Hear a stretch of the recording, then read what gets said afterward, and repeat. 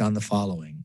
It's bit.ly/virtual CC meetings. Now, to help ensure decorum, we ask that you please abide by the following guidelines. Number one, please refrain from any behavior that is disruptive or abusive or distractive or profane and inhibits the meeting in any way. Two, while you're on the phone waiting for your opportunity to speak, please mute the meeting broadcast on whatever format you're watching, FLTV, YouTube, Comcast, or AT&T, if you're watching simultaneously to avoid delays with the broadcast. I will call upon you when it is your turn to speak and also notify you when your time has expired. City staff has automatically added speakers in the to listen only mode, and you will be unmuted to speak when you are recognized.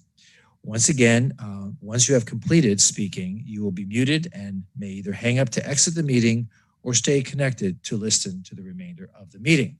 So, having said that, welcome back, everybody. And we move to our agenda. And we'll start with our City Commission reports. So here we are. And I want to thank you all for your patience in allowing this meeting to take place today instead of on Tuesday. And I'll talk about my visit to Washington when it's my turn to speak. So Commissioner Moritas, please share with us your commission report. Good morning, Mayor and Vice Mayor and Commissioner Sorensen. Is Commissioner McKenzie, is he with us? He's joining late? Okay, super. Just didn't want to forget anybody. Good to see you all, and I'm looking forward to hearing about your trip back from the inauguration, and thank you for going. I want to start with an update, a follow-up actually from our last meeting, and Mayor, just to give you a little bit of information. I probably used some of the wrong words, and I wanted to kind of clarify where I was going with this thought about Lauderdale Trail. Are we ready with those slides in the back? You guys ready? Yes, over this way. Okay, sorry, on the side. Thank you. Would you please show those? So I wanted to show you what I was referring to when I was talking about a trail next to our rails. It's actually called Rails with Trails. We're actually doing this in our city currently. So the first slide you see, gosh, is that the mobility hub? Is that the new one? Yes, that's not Flagler. There are two. I'm going to show you the mobility hub, and you can forward, please. Okay, so this is the mobility hub. So the Rails with Trails. This is next, obviously downtown, right next to us. Please forward. And the next one I was referring to was the Flagler Greenway, which is the Mass District, just south of Sunrise. So once again, you see the trail right next to the rail with some landscaping and a protective barrier. And then forward, please. So the last thing, I just want to talk about a couple points. So I said, you know, we already have started a great thing in our city by providing some of these rails. So what I was mentioning 2 weeks ago was I would like us to look into it as we examine that master plan and we work with the Path Foundation along with Lauderdale Trail just to see what our opportunities are to extend the rails with trails throughout the rest of the district. There have been studies done. This is already happening. There are 88 rails in 33 states. So it is something that's happening, and I just wanted you to learn a little bit more about it before you all maybe were concerned about it or dismissed it before we got too much further. So thank you for indulging me with that. And I hope that gives you a little bit more information what we were sharing 2 weeks ago about the trails next to our rails. So thank you, IT, for helping out. Is that it? That's number 1 of 4. I have 4 items to discuss. Okay, yes. Very good. That is it for my rails with trails, just okay. For the record. And hopefully they're throughout the entire city of Fort Lauderdale and in partnership with some of our neighboring friends who we would also cross, like Oakland Park. All right, so next I wanted to talk briefly about vaccines. I know they're rolling out and some other commissioners or you all might have questions too. I wanted to talk specifically, I talked to Mayor Boland from Oakland Park actually this morning because I just learned about it. And what they're doing in the city, I guess different cities, counties, it's really being done in unique ways throughout our state. There is no one way to administer these vaccines. What Oakland Park is doing in partnership with the Broward County Department of Health, so they receive the vaccines from them. They are using a community center. They're using their staffing, and they're administering vaccines to their residents only. So I have asked over the past couple of weeks, and I maybe would like to see if it's even a possibility. I have asked that we consider the Beach Community Center in the Galt as a vaccination site because we have 16,000 residents right there in the Galt, many of whom are over 65. I do think it'd be a good fit. I don't know if it's a possibility. I don't know what we would have to do, but Oakland Park is doing it. I know currently we're not restricting our vaccines by city or county or state or country. Looks like DeSantis may restrict by country at least, so that's a good thing. Oakland Park is restricting to only their residents, so I don't know if we're allowed to do that. I don't know how that works, but is it a possibility? Or I know. Let me see if I can help address that. So I've talked to their city manager, Mr. Hebert, several times about that site. They opened up one that they are actually going around the city and transporting seniors that are not mobile to a location for that vaccine. That is a site that I have been able to call Mr. Hebert and say, I need, got people here with, elderly with other health conditions. What's the possibility of getting an appointment at the Oakland Park pod there? And have been very successful. Had a couple through there today at 11:30 this morning. So it's not just Oakland Park people that are eligible to be vaccinated there. They are taking. The thing there is the quantity. We have our park, and I'll talk a little bit about it during my report, that is doing upwards of 500 to 1,000 a day. In Oakland Park at that closed site, the last count that I got, they were being given 54 vaccines every day. So it certainly wasn't a volume site, and it was more a site where people could go be picked up by the city, brought there, and be vaccinated and then taken home. So it was always intended, his vision for getting it open was to bring seniors to it, as opposed to it just being open for appointments. Okay. So I've talked to the Department of Health about it. I had a great meeting with the Department of Health. It didn't start so great, but it ended great a week ago tomorrow. They're open to all of those ideas. The first thing they need to do is get the sites that they have up and running with appointments. And we saw earlier today a phone number be published for people to call in and get an appointment. It's an 866 number, so check Florida Department of Health in Broward for that number if people want to call and get themselves in line for an appointment. Okay. But they said as the vaccine supply increases and as they get these first ones operating well so that we can start to do creative things and broaden our response, that's all stuff that will happen in the future. Okay, so when the supply chain expands, when we have more vaccines, we can possibly look into these options. Absolutely. Okay. Absolutely. So while we're on this subject, if you don't mind my interrupting just for a moment, could you explain to the community what's happening at Holiday Park and what the transformation is going on there? I can, Mr. Mayor, yes. And we'll be putting some information out on this in the coming days. But in Holiday Park right now, we have the ability to vaccinate 10 independent tents that people go to for the vaccine. Recognizing also that we have Parker Playhouse under construction, we have a sewer project, a water project, and now the Panthers are starting their renovation of War Memorial. We were just ending up with a tremendous amount of conflicts in that park to be able to keep everything open and functioning well. We toured Snyder Park with the Department of Health, the one park south in our city down by the airport. They like that park site. And in fact, we can fit 15 vaccination spots in there instead of just 10. So we'll be able to up the volume. We are building a vaccination site at Snyder Park now. The hopes is that it will be built and be a turnkey operation so that when we open up again next week, we can move that operation from Holiday Park, the vaccine operation from Holiday Park to Snyder Park. Nothing else will change. It's the same staff. It's the same vaccinators. It's the same everything. That if people were given a first dose vaccine in Holiday Park and are waiting on their second dose, they will just be driving to a different park. Other than that, nothing will change. So there will still remain 2 vaccination sites in the city of Fort Lauderdale, except that they will now be at Snyder Park and at the Lockhart Park. That is correct. Okay. We hope that goes into effect Tuesday when the site opens back up. It's closed Sunday, Monday. So we'll be at Holiday Park. Today's Thursday. We'll be at Holiday Park Thursday, Friday, and Saturday. Closed Sunday, Monday to reopen in Snyder Park on Tuesday.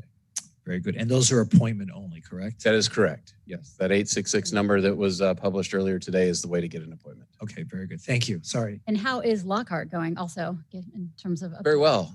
Very, very well. They've Yeah, again, but for the fact that there's way more demand than there is supply. And, they reported when we had a conversation with Broward Health that they had over 55,000 people hit their website requesting a vaccine. And when you're doing them at 500 a day, even if you did that 7 days a week, that's a supply of 3,500 to match 55,000 demand. And so we've just got to get caught up as we just keep going. The one difference I know about Lockhart Park versus Snyder Holiday, and I have actually had some texts and questions about it. I believe Lockhart, you drive, you park, you get out of your car, and then you go and you sit under a tent. There are bathrooms provided. It's a little bit of a different experience for our older community who may be used to sitting in their car for about 3 hours trying to wait for the drive-through experience. So I think that has confused people a little bit. I don't think they're upset by it, but that is something they need to be able to kind of get out of their car and walk and kind of go sit too. Is that still what's happening? It is. It's just a different vaccination philosophy. I don't know that one is better than the other, but Broward Health indicated that they like to do that 15-minute observation period. They like to do that with somebody there under observation of a nurse in a chair, as opposed to sitting in their car. Okay, so that's just a little bit different. The weather's been pretty nice too. So. Yeah, well, fortunately the weather's nice now, and I think it should be more comfortable in my opinion, but I'm glad there's rain. Okay, so that's my second thing. Hold tight. Oh, hold on, just a quick question. This is yes, Ben. Thanks. Chris, just from a kind of big picture perspective, limiting factor. Is the limiting factor number of vaccines that are available, the locations, the number of locations, or the number of staff? Or is it some combination of all three? It's just a supply of the vaccination. I don't think it's I don't think it's either of the second two, and we're just told that they're supplying as much as they can. We'll just have more supply in the chain when additional vaccines become available. We understand later this spring. Okay, so the limiting factor is we don't have enough vaccines. Correct. In the city of Fort Lauderdale. Who determines the number of vaccines we get in the city of Fort Lauderdale? So they're not given to us. There has to be a recipient, which is why we have the Department of Health in one of our sites and the Department of Emergency Management managing the other. Those allocations are made by the Florida Department of Emergency Management, and those allocations are made once a week, I understand, and then the hospitals or the medical providers get notice of how many they'll be receiving. But the larger question is how is it that the state gets their supply, and it all comes from the federal government. And this was the problem from day one. Dealing with Governor DeSantis's office, their hands are tied. They're very frustrated, and it all comes from the distribution plan that has been inaugurated by the federal government. Under the Biden administration, there are promises to send out more. So we'll see if that happens. What is the promise? 100 million doses in the first 100 days? Well, from their lips to God's ears. But we're hoping the rollout could be increased significantly so that all those folks that are entitled to it and should get it will be able to do so without having to wait months for it. So that's really it's the pipeline that is there's a bottleneck in the pipeline starting at the source. So everyone's doing their best to try to loosen that up. Okay, so and just so I'm clear, we, the city of Fort Lauderdale, are in regular communication with the state saying, state of Florida, we want more vaccines. Is that right? That is correct. And then the state of Florida is saying to the federal, and has been saying to the federal government, we want more vaccines. And the federal government is basically saying, we don't have enough. Is that what's happening? I don't know if that's their answer, but everything you said up to that last point, I don't know what the governor's office is hearing or had been hearing, but they just don't have enough vaccines. So they're just. So I'd like to find out, what is the governor's office hearing? How can we figure that out? It's not just Florida, Ben. Watching the news, every single state is suffering this. It's the spigot is just dripping at the federal source, and we're trying to loosen that up. And under the new administration, there are promises to do just that. I don't know why we haven't seen more doses distributed throughout the country, but I know some states don't even have the type of availability that we have. It's really bizarre. I'm with you. I think it's frustrating as much as anybody else, but we're told from the governor's office that they're just not getting the supply that they're requesting. Right. So that's what I'm saying. The federal government is telling the governor, we don't have enough. We can't send you anymore. Correct. That's what you're saying. Okay. So, and honestly, Ben, if anybody would have gotten more of a supply, it would have been Governor DeSantis because of his relationship with former President Trump. But even that relationship caused the supply to cause the supply amount to fall short. So anyway, yeah, it's very frustrating. I'm just trying to think, is there anything else we can be doing to advocate for an increased number of vaccines brought to our state? We have been. We're haranguing them. You're haranguing who? Yeah, we're haranguing the Department of Health and the Department of Emergency Management, and now we'll be haranguing the White House. Yeah, I think we've got to go to the federal government and I'm happy to be a small voice in that, but okay, I think that's where we got to really emphasize members of Congress, White House. Okay, great. That's where we need to be hitting. Thank you. You're welcome. Mayor, I got one question on this. I was going to mention it during my report, but it's this topic. So may I just ask one question of Chris? Go ahead. Thank you. Chris, I'm hearing from some folks in my district a little bit of apprehension. They're coming due for their second shot.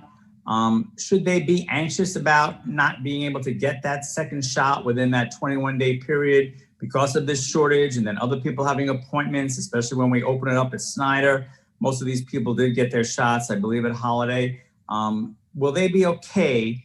And with that little card that they got saying a date to come back, will there be any difficulty for them to get that shot in that 21-day period while others are still going after their first shot?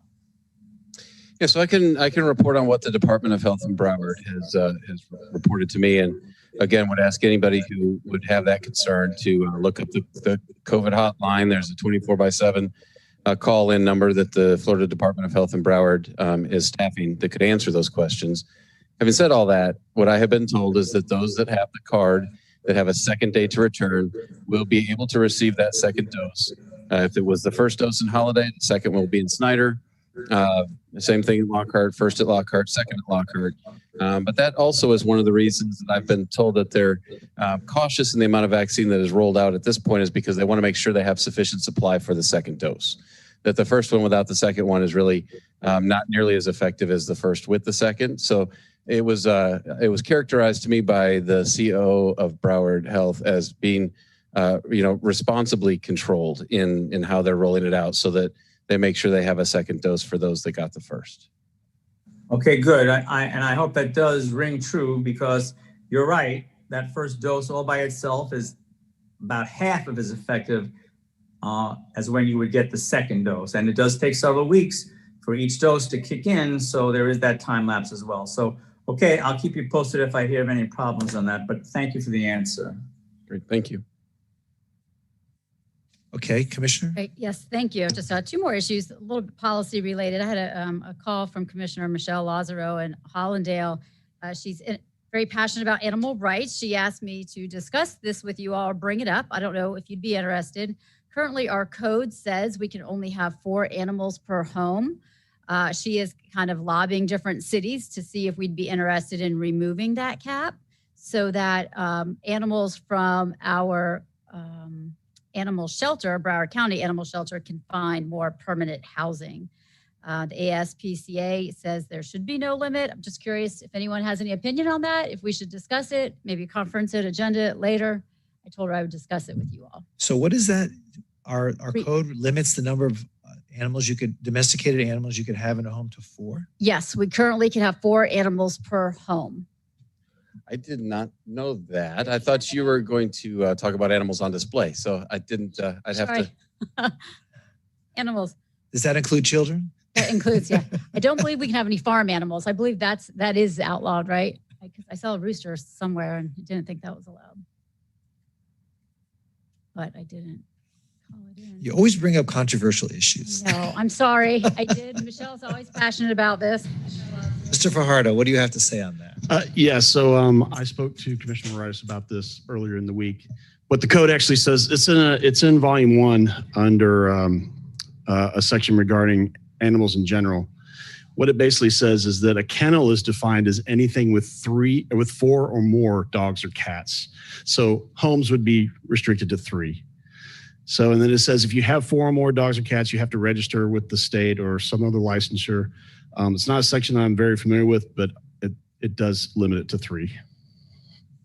So do it's we not- have any it's not 4, interest it's in 3. raising our limit or removing our limit? Raising it would, I guess apparently the Broward County Animal Shelter is going to close down for about 6 months because it had some violations or had some issues.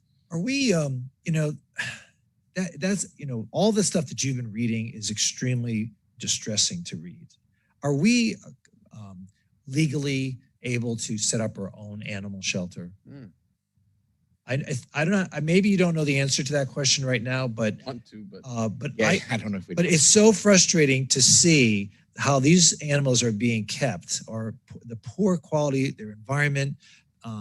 It's just, and the county, and I've heard county commissioners, pulling their hair out, saying, why can't we do better? Why can't we do better? And month after month, nothing gets done. And now they're under the spotlight, and now they've closed it down. Okay.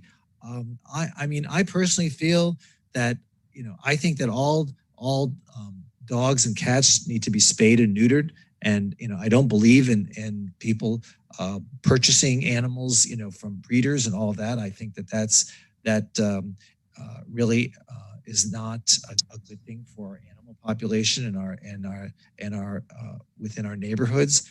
But to the extent that we do have strays, the extent that we do have discarded animals, I know that in my own household we have 3 animals that were all rescue animals. So,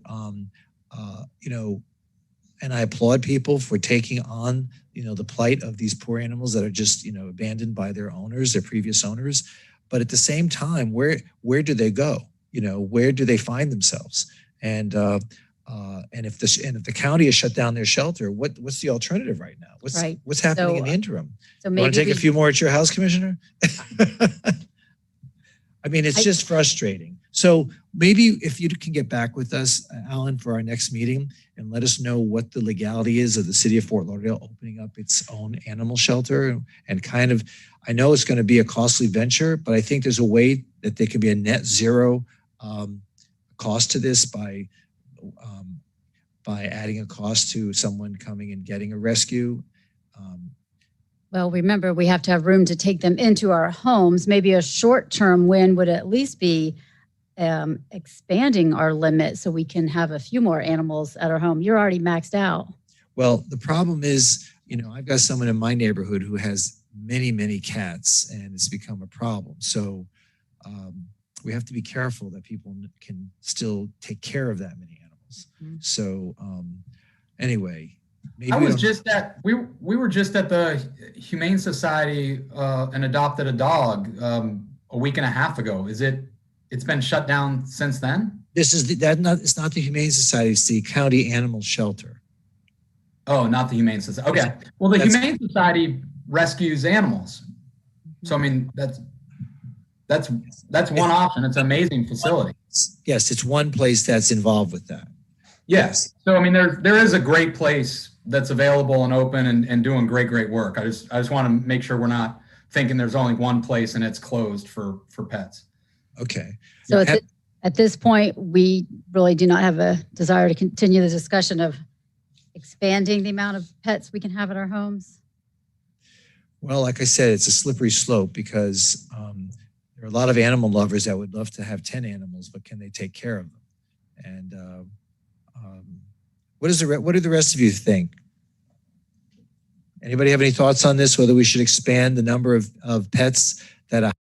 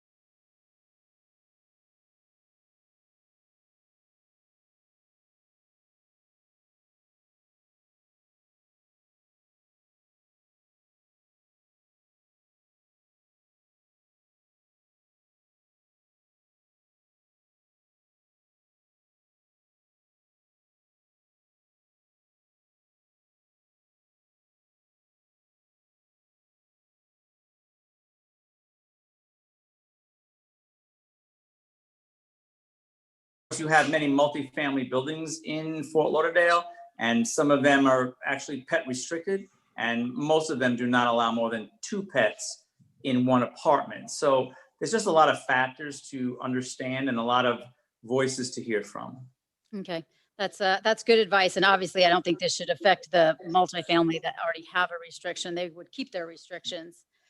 So I'll let, So go out to your communities and come back at the next meeting. We can talk about it. If we- Maybe this should just be something for single-family homeowners who have yards, rather than obviously these buildings can create their own rules. So, okay. So why don't we bring it up next at the next meeting? okay, thank you. I'll follow up with you all. Okay, my last. Let me say something real quick. Yes. Mayor, right now we have a ordinance on the books that says there's a number, right? Yeah, 3. Let's say I exceed the number, like your neighbor with more cats, or my neighbors with more cats. What's our governing authority over monitoring that number? So let's say he has 20 cats. So how do I call code? They come out and say, get rid of 17 cats, and now you have 3 cats. I mean, how do we do that? Because when I call now, or my constituents call in, you call Broward County. Right. They tell you what you cannot do, and they'll take the cats, have them neutered, and bring them right back to you. So no one's really monitoring the number. So my thing is always this: we want to take on something else because some of the cause and effect, but we don't really have any say so over that number. So is it the shelter that's saying, hey, Robert McKenzie wants to rescue another dog, and I got 3 now, and because I admitted to 3, they won't allow me 4? Or can I just arbitrarily go down there and get me 6 dogs and nobody ever knows? I mean, what are the rules? So I think to begin, it would be code enforcement that would be responsible for enforcing any rule that we have in place. But they can't. Now they can't. Right now, if you call, code does not enforce it. You have to call Broward County. They come out and they'll take 17 of the cats and have them neutered and bring them back to you. We can look at the different. My understanding is, and I don't have the specifics today, but my understanding is there's several layers. One, there's a code aspect which deals with what you're operating. So we have it under the guise of kennels. So if you have more than 4, you're going to be considered a kennel. So we as code enforcement can deal with that unlawful use of the property. I believe there's an extra layer also at the county level dealing with animal control. So there's various buckets there that we would look into, but let me get all the specifics for you. Yeah, but Al, I agree with you, but here's what I'm saying. I get these calls all the time in my district, right? Commissioner, we can't hear you very well. I get these calls all the time in my district about too many animals in one household, right? Or they're outside, 20 cats. And when we call our code department, they then in turn call the county. The county comes out and does absolutely nothing to deal with that number of the cap. So now we're saying, let's lift the cap,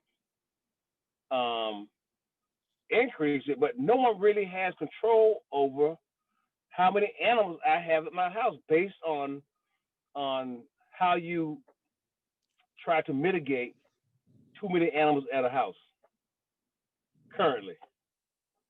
So it's one thing for the commissioner to call us and ask us to get involved, but it's another thing to understand how our current code works or does not work, and who enforces it. You really can't get rid of an extra animal right now based on our code and lack of enforcement or authority over who does what in terms of removing that 1+ number out of the household. It's frustrating. And now we're going to engage in capping or lifting a cap, and then we're going to now have our own animal control department. I just think we're overthinking this. I just think it's something that we don't probably even need to address because we don't have the authority. So what are you recommending today? What are you recommending? Because I think there's two things going on here. There's code enforcement with regard to our limit, and then there's animal control that the county takes over if there's excessive animals or if they're wild animals. So I think they're two different jurisdictions doing two different responsibilities. Yeah, maybe we need to find out who does what. Yeah, Commissioner, I don't see how this is going to work if you don't have any enforcement teeth to enforce. Yeah, because right now, I'm telling you, you cannot tell your neighbor they can't have 5 dogs. Well, you can. You can, but nothing's going to be done about it. Who's going to enforce it? Well, you call Portia Williams and she'll come knocking. No, they don't. They don't do that. I'm trying to tell you, they don't do that. No, the commissioner's correct. We wouldn't have the authority to remove the animals. What we could do is cite them. So if they have a property where they have 15 dogs, we basically say you're running a kennel here. Right. So we're going to cite you for running a kennel, and the fines are going to run, and so on and so forth. Yeah. Okay. But I don't have the authority to remove the dogs. That I get. I fully understand. And that's my point. Okay. Unless we have something that works. Right now, I can get 5 dogs if I want to, so I don't have to. Are we preempted from that responsibility under the county ordinance? That I don't know. I'd have to look into. So that's what we really want to know, I guess. Mm-hmm. Yeah, let's find out the information before we change the word. Good idea. It's a good idea. Thank you, Commissioner. And it does tie in with the shelter and the audit and them, cleaning up what they're doing over there too. So that will help all of us when that's fixed. Yeah. Okay. The last issue in terms of our smoking on the beach resolution that we passed, I've met with the Florida League of Cities, and the Broward League of Cities has agreed to take this on, our resolution, and champion it at the state level. They're asking, Jeff, did we send that resolution to other cities in Broward County, or are we able to, the smoking on the beach ban? Sometimes we get resolutions from other cities. Can we do the same? I think if I remember correctly, the body of the resolution had some instructions with distribution. And I'm sorry, the distribution was to the House of Representatives, the Senate, and the governor's office, I believe. Okay. So I don't know that we sent it to those cities, but we can do that. Okay, if we did discuss it, and so the other cities can look at it and adopt it themselves. So thank you. If you can email it maybe to the other cities. I don't know how they followed the Broward League of Cities advice, but we did vote that in at our task force we had last week to approve our resolution and then share it with others. So thank you for doing that. There are 2 bills filed, Reuters on the Senate side and Altman on the House side, and it bans smoking on the beaches. Municipal parks can also regulate, and state parks would have smoking banned, including vaping and pipes and cigars and stuff like that. So once we get any information back, maybe Daphne at the city can help share that information with us as elected officials. And if you really believe in this, you need to share it with your own constituents, because the only lobbying group for this would be constituents. We don't have any paid people really lobbying too much outside of our normal structure, but there's great opposition on the other side with paid lobbying against this bill. So anything you all can do would be helpful. Well, wasn't that on our legislative priority list? It is. Yes. Yep, it is. But we probably need to take some action if you really want to get some movement. And that would be sharing it with your constituents once we see how it moves along through different committees, and just kind of keep pressuring the people in those committees to keep passing it on the House and Senate side. So we'll share that with you as we get updates. And I'm sure maybe Daphne can help, but I'll share what I get from Broward League of Cities with you as well. Okay, perfect. Thank you. Is that it? That's it. Okay, very good. Vice Mayor, District 2. Thank you, Mayor. Just unmuted myself. Thank you, and good afternoon, everyone. Nice to be with you all. Very quickly, still a busy calendar. Wednesday, January 6th, Good Victoria Park Civic Association meeting. I was a guest speaker at the Beach Improvement District meeting on Monday, January 11th. Also participated in the International Swimming Hall of Fame board meeting on January 12th. I hope everyone had a safe and restful Martin Luther King Day on Monday, January 18th. Mayor, Thursday, yes? can I interrupt you? So Sure.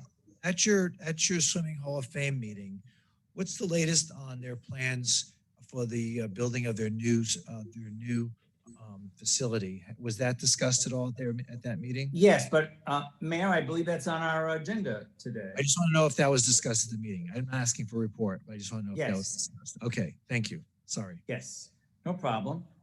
Thursday, January 19th, Commissioner Sorensen and I convened the Las Olas Mobility Working Group meeting. Always cordial and pleasant, every meeting, smooth sailing, straight ahead. We're soon coming to you. What are you smiling, Commissioner Sorensen? We'll be soon coming to you all with a final report at our second meeting next month in February.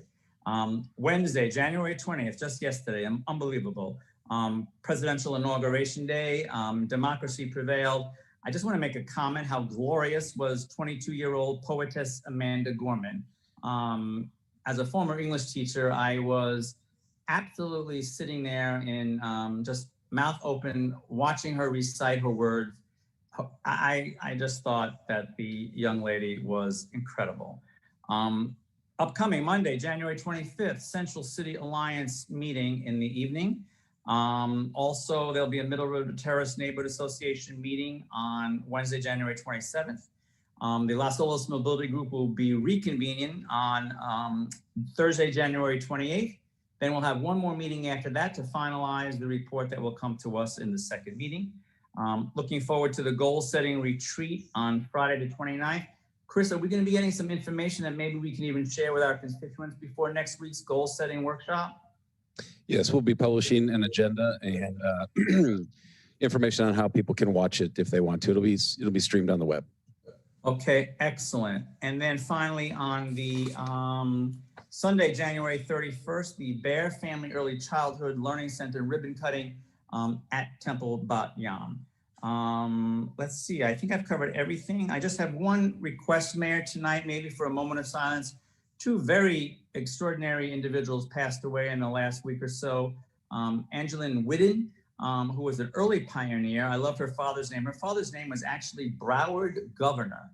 And the two of them, her parents, owned and operated the earliest independent grocery stores in downtown Fort Lauderdale. And Angeline Whidden went on to marry Gene Whidden, whose parents were also pioneers in our community, founding the Causeway Lumber Company in 1939. Angeline was also very active in so many of our community and church causes: Opera Guild, Museum of Art, Discovery Center, Freedom Foundation, American Cancer Society, United Way, Historical Society, and always had a very soft spot in her heart, as did her husband, for the First Baptist Church, where they met and served for over 75 years. Quite a life of an early pioneer in Fort Lauderdale. And also passing away was Ronald R Davis. Mr. Davis was the first supervisor of music for the Broward County School District. In 1960, he was hired as the choral director at Fort Lauderdale High School.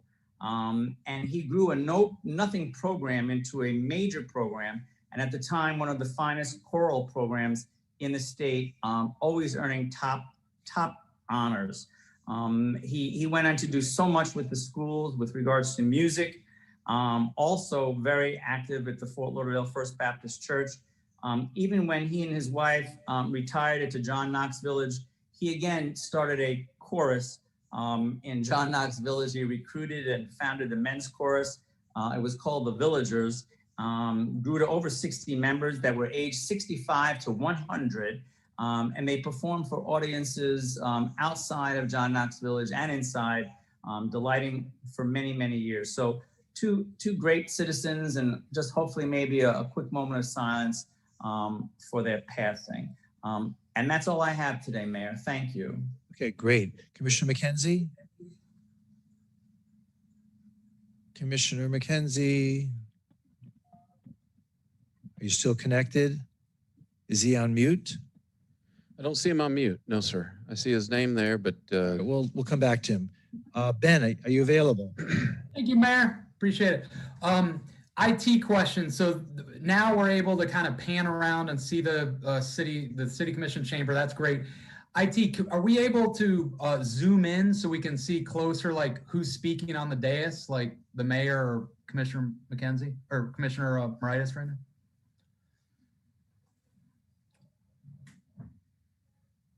Oh yeah, that's helpful. Yep, keep going. I want to see the wonderful faces. Well, that's what you wish for. That's awesome. So this is great, IT leadership. If we could, I know it's maybe difficult, but whenever possible, if we can zoom in on who's speaking, I think that'd be great. Okay, fantastic. Thank you. Just so that you know, we can see you. Yeah, if they could zoom out from me and Photoshop me, that'd be good too, please. Vice Mayor appreciates that all day. Thank you. All right, good. Maybe Commissioner McKenzie's back up. Commissioner, I'll turn over to you if you wanted to. Commissioner McKenzie, did you have a report to make today? Hold on a second. Yeah, I was having some problems with my equipment here. Yes, I don't have a report, but I do want to make a comment. Sure. I've been hearing on the streets, and you can help me out, Mayor, that we are looking to exempt some churches or nonprofits from the stormwater fees. Is that true? I could take a stab at that. So we've been looking based upon some requests of in District 1 in Commissioner Moritas' district that there have been some private schools that have been charged more than they had expected. And we're working through whether or not there's any relief we can provide them. And in fact, if we can provide it, what the options would be to provide it. And then if we come up with a way, it'll have to come back to the commission for consideration. Well, if that is the case, I wish it was shared with all. I didn't have to hear it on the streets. Two is, I think we all had those same complaints in our districts. I even get calls from First Baptist downtown. I mean, other churches called me about the stormwater. I explained to them what we did in our exercise and how we got there, and that they had to pay. So if there's going to be any discretion to wavering, subsidizing, it should be for all and not for one district. So that should be something that we all should come to an agreement on, as opposed to me hearing it on the streets and asking in this forum. I mean, there's going to be relief, and we need to look at the industry as a whole for nonprofits, private schools, the exempt status businesses. So I don't know if the rest of you agree with me, but I'm sure you all had the same cries that Commissioner Moritas' group is doing. I'm getting them too, whether it's St. Thomas, Queen of Martyrs. I mean, everyone's crying. Yeah, that's the first time I've heard of us granting relief for. We haven't. Tons of people that are asking. But even if you're going to consider it, Chris, I think we all should have had a stab at it or should have known about it. Especially when it was so controversial, this tax or assessment we did, and you all know how people talk. And I got more calls from the east side than I did the west side. But yeah, to me, if we're going to do it, yeah. Can I help answer that question too? When absolutely, yeah, I want some clarity. That's all. I mean, I'm not upset. I just want to make sure we do it. When it was brought to my attention, I did ask Chris if he could look into some other, it seems to be some of the private schools in particular based on trip calculations. I did ask him to check into other schools throughout our entire city just to make sure it wasn't something my district was experiencing, because I don't think it should be a citywide policy, obviously, if it only affects my district. So Chris is getting numbers back based on how the rates are different now. And so I know he is looking at it citywide and including schools in your district too. So I did bring the initial concern to him, but I certainly said, please look into this citywide, and we'll have more of a conversation. I know when Chris is ready. I am just going to put out there right now, since I do have 5 large private schools in my district. Their bills have all doubled. So I'll just put that out there. And then I do want you just to know for your knowledge, just so you can think about this before it comes back to us soon, that public schools pay zero for stormwater. So there's pretty much of a big gap between the public and the private. And I do have a lot of the private. So it did come from me, but I certainly asked to have all of the schools that are private in each of our districts examined as well. Yeah, I just think we need to look at it, and I wasn't just pointing you out. And typically, if I approach something like this, I don't look at it from a district. I look at it from a city-wide perspective because it impacts everybody. And I got numerous calls about it not being calculated properly. I would just refer it to staff, but I never once thought to have it reassessed or incentive, whatever it is. I mean, I'm not trying to make it a bad thing, but if we're going to look at it, let's look at it as a whole and see if we can find errors in others or make some adjustments in this industry alone. I would agree with you. Yes, anytime we look at these kind of things, we look at them as a citywide issue as opposed to it being just one. Well, you said District 1 when you started, so that's what really. That's. I was making just an indication as to where I got the okay. Original question. Thank you. The other thing I had, I was in Atlanta, Commissioner Moritas. I guess we're going to go at it today. And I was watching the news, and actually Commissioner Sorensen too. I was watching the news there, and they started talking about a trail connecting the whole city. And it was interesting how they did this trail. So I thought maybe it was something we could do, and maybe you all have already talked about it from the Lauderdale connections. I know you want to connect uptown to Midtown, to Flagler, to downtown, which that should be the intended purpose of the whole trail perspective here. But they were having problems too coming out of the gates. And what they finally did was they created this trail from one end of the city to the other, but they made it parallel to one of the highways. And it's the 400 South Trail.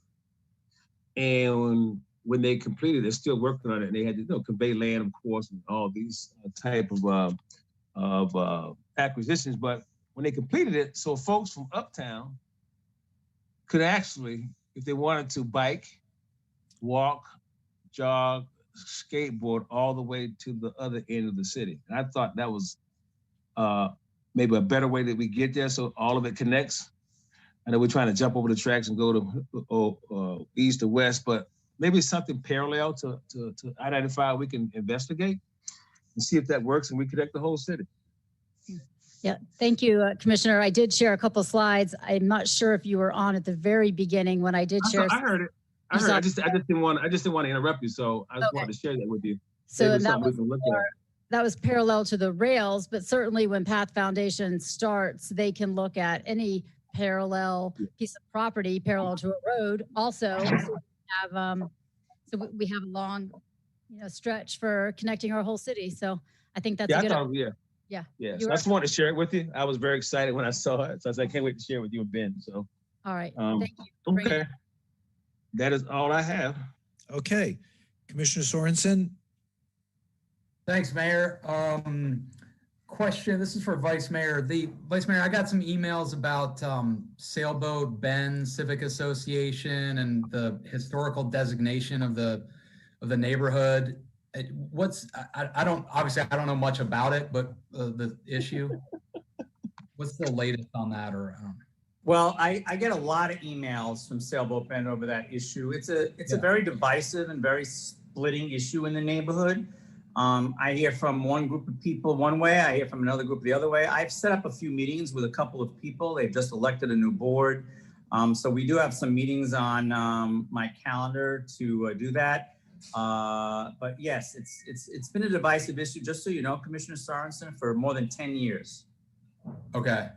My approach has been honestly to actually work through all of the changes to the historic preservation ordinance that we've been going through these last 3 years. I think staff's done a great job. I've tried to make sure that those that feel that it's something onerous to own a historic home in the district even though they should have known that they were purchasing a home in a historic district. And that comes with certain responsibilities, and sometimes it's a little bit more of a process. But I think over the few years, we've done a great job in making that much less tough. In fact, if you remember, we even eliminated the fees to go to Historic Preservation Board. Staff can give us all a report on what we've done. I know that I recently listened to a Planning and Zoning Board meeting where they also approved transfer development rights, because now staff is in the incentive phase of the improvements to the historic ordinance. I would also just remind everyone that we are a certified local government. So I'm sure Trish could give us a little primer on that and what our responsibilities are with regards to historic preservation. But yes, as I said, I do have a couple of conversations set up, some on the calendar. We'll continue to work through it. I have just been predisposed to stay the course in terms of everything that staff has been doing to streamline the ordinance and make it something that the neighborhood could find, according to them, less onerous. I'm also trying to focus staff as recently we've done a code sweep.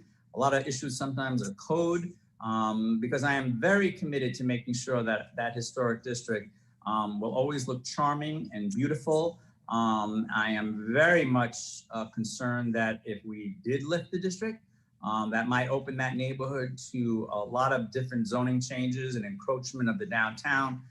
Many people are very concerned about that. So to answer your question, it's a real split in the neighborhood. Okay. It seemed like in some of the communications that at least were sent to me, they wanted like a, I don't know, like a community charrette where everyone gets together and they talk with you about, I don't know, the pros and cons of whatever sides of this. Yes, and I would tell you that you could also get this information from Trish Logan, but there have been numerous meetings over the years, numerous. And I even listened to all of the Historic Preservation Board meetings because I want to give the input there.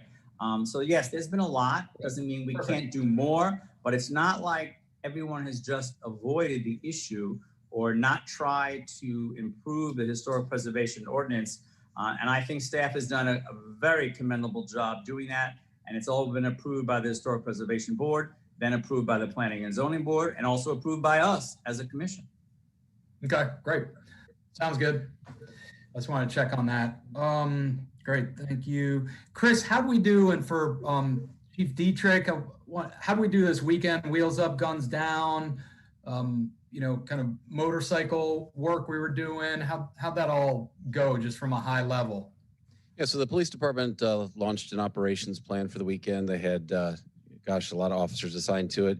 It implemented without any issue, but it also was met with no issue in that we weren't visited by any wheels up, guns down groups. Wait, say it again. We were what? We were not visited by any wheels up, guns down groups. Right, so. but I think it goes beyond that. I mean, it doesn't necessarily have to be organized groups. It's also just individuals or a couple of people who are on bikes who continue to think that Fort Lauderdale is a stage for their very talented abilities to do wheelies and all kinds of gyrations on our roadways to the detriment of the pedestrians and other vehicular traffic on our roads. And I applaud the police department for being vigilant in trying to dissuade the larger groups from coming here and thinking Fort Lauderdale is a playground for them. But I think it goes deeper, Commissioner. I think that we really need to think about noise, not just the activity that goes on in the streets. I mean, I remember when I was first a commissioner back in 2003, the same issues had come up then. There was talk back then of maybe banning the use of motorcycles on A1A between 17th Street Causeway and Oakland Park Boulevard, especially across those bridges that seem to be a runway for a lot of people. It's definitely a joyride. It's a thrill to come down there at 70 miles an hour.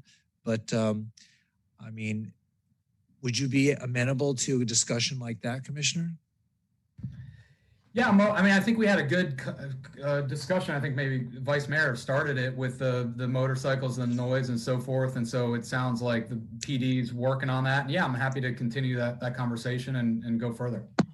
Yeah, but I think we're blending the two. I think what Ben is saying is that how did this MLK historical celebration of bikers taken to South Florida streets from Palm Beach to Miami?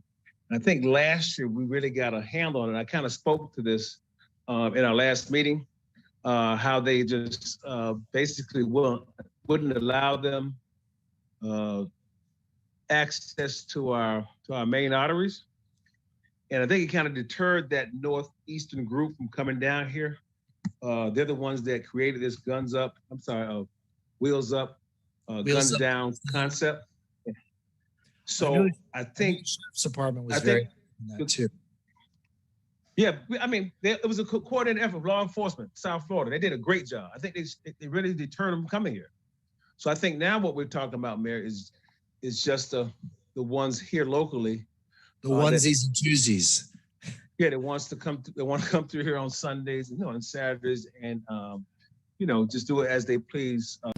A discussion where the public can come and speak with regard to either additional enforcement or perhaps restrictions in certain areas of the city, the use of motorcycles.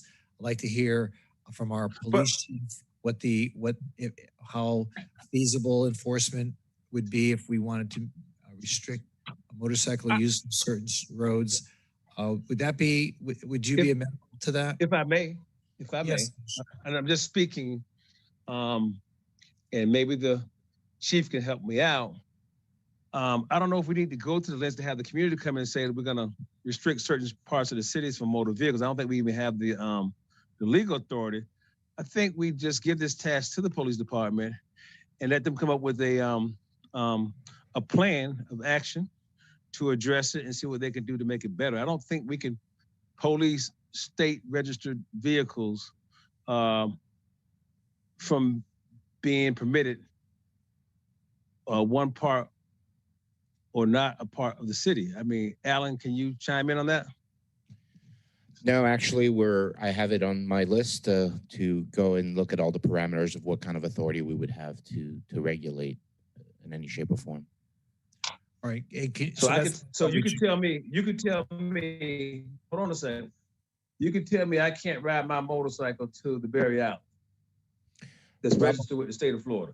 Yeah, no, probably not. I mean, again, I don't want to be necessarily on the record. I mean, a lot of this will be because it's a licensed vehicle. But Alan, this is what I'm saying.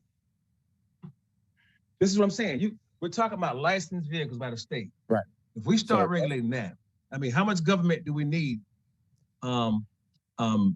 interfering in our lives or where I can drive my motor vehicles because of a bad few?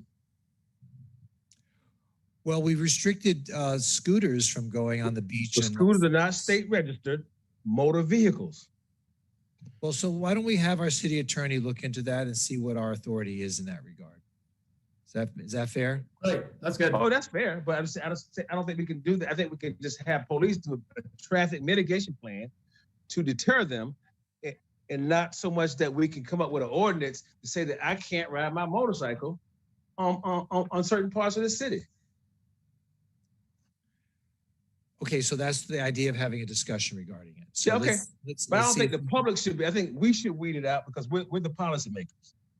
Right. But I always like to hear from the public before we make a policy. But I think we got here because the public is saying, hey, I don't want wheelies. They're saying it all over the city. I don't want wheelies. I don't want craziness on the streets. That is a traffic problem. Okay, well, let's just have that as a discussion item so everyone can chime in on it. And I think that let's give the city attorney an opportunity to review it and let us know what our authority is. But can we just each go back like we were talking about with the other issue earlier? Just go back to our communities and we have our meetings with the community, and then we come back with the voice of the community, and we as policymakers opine or move in a direction that we think is good to address this issue. Okay, we can do that. But I don't have those meetings, so you have the benefit of having your. You obviously have some contact, Mayor, and you have a great deal of influence. I know. I've been with you. I think we can bring it from the four quadrants. You can facilitate it, and then we bring in police, and we try to figure out what we really can do to put a stop to this madness. I agree. Okay, so we'll revisit this at a future meeting then. Great, thank you. So Thanks, Mayor. Go ahead, Commissioner. Thank Thank you. Commissioner Sorensen? great, yeah, Chief Dietrich, thank you for a job well done this weekend. Inauguration. There's all kinds of stuff that was going on. Thank you to the men and women in blue. You guys did awesome. I think you also had a birthday too on top of it, Chief. Did you have a birthday here? I stopped having those a few years ago. You stopped at 29. All right, good. Yes. Well, happy birthday and thank you. So Chris and Chief, just great job, I thought, on a very challenging time. Yeah, you're welcome. Last topic I've got, Mayor, is Cordova Road. So this is the possible improvements to Cordova Road. We've had a lot of neighborhood engagement meetings, meeting with FDOT. Ben Rogers has been doing a great job helping lead this effort. So if it's okay right now, I'd like to have Ben maybe come up and just give us a little update. What are the options? Ben is coming up to the podium. Okay, perfect. What are the options going forward? Where are we? Thank you, Mayor. Mr. Rogers. Good afternoon, Mayor and Commission. Ben Rogers, Transportation Mobility. So the Cordova Road project has had some opposition over the last couple of months, and we've been waiting for the Florida Department of Transportation to host a virtual meeting, which took place on January 11th. There was over 100 virtual people in attendance, and the feedback was, as Commissioner Sorensen alluded to, opposition. The following day, FDOT held a public meeting in person, and there was approximately 50 people that attended that with the same results of opposition of concerns with the layout.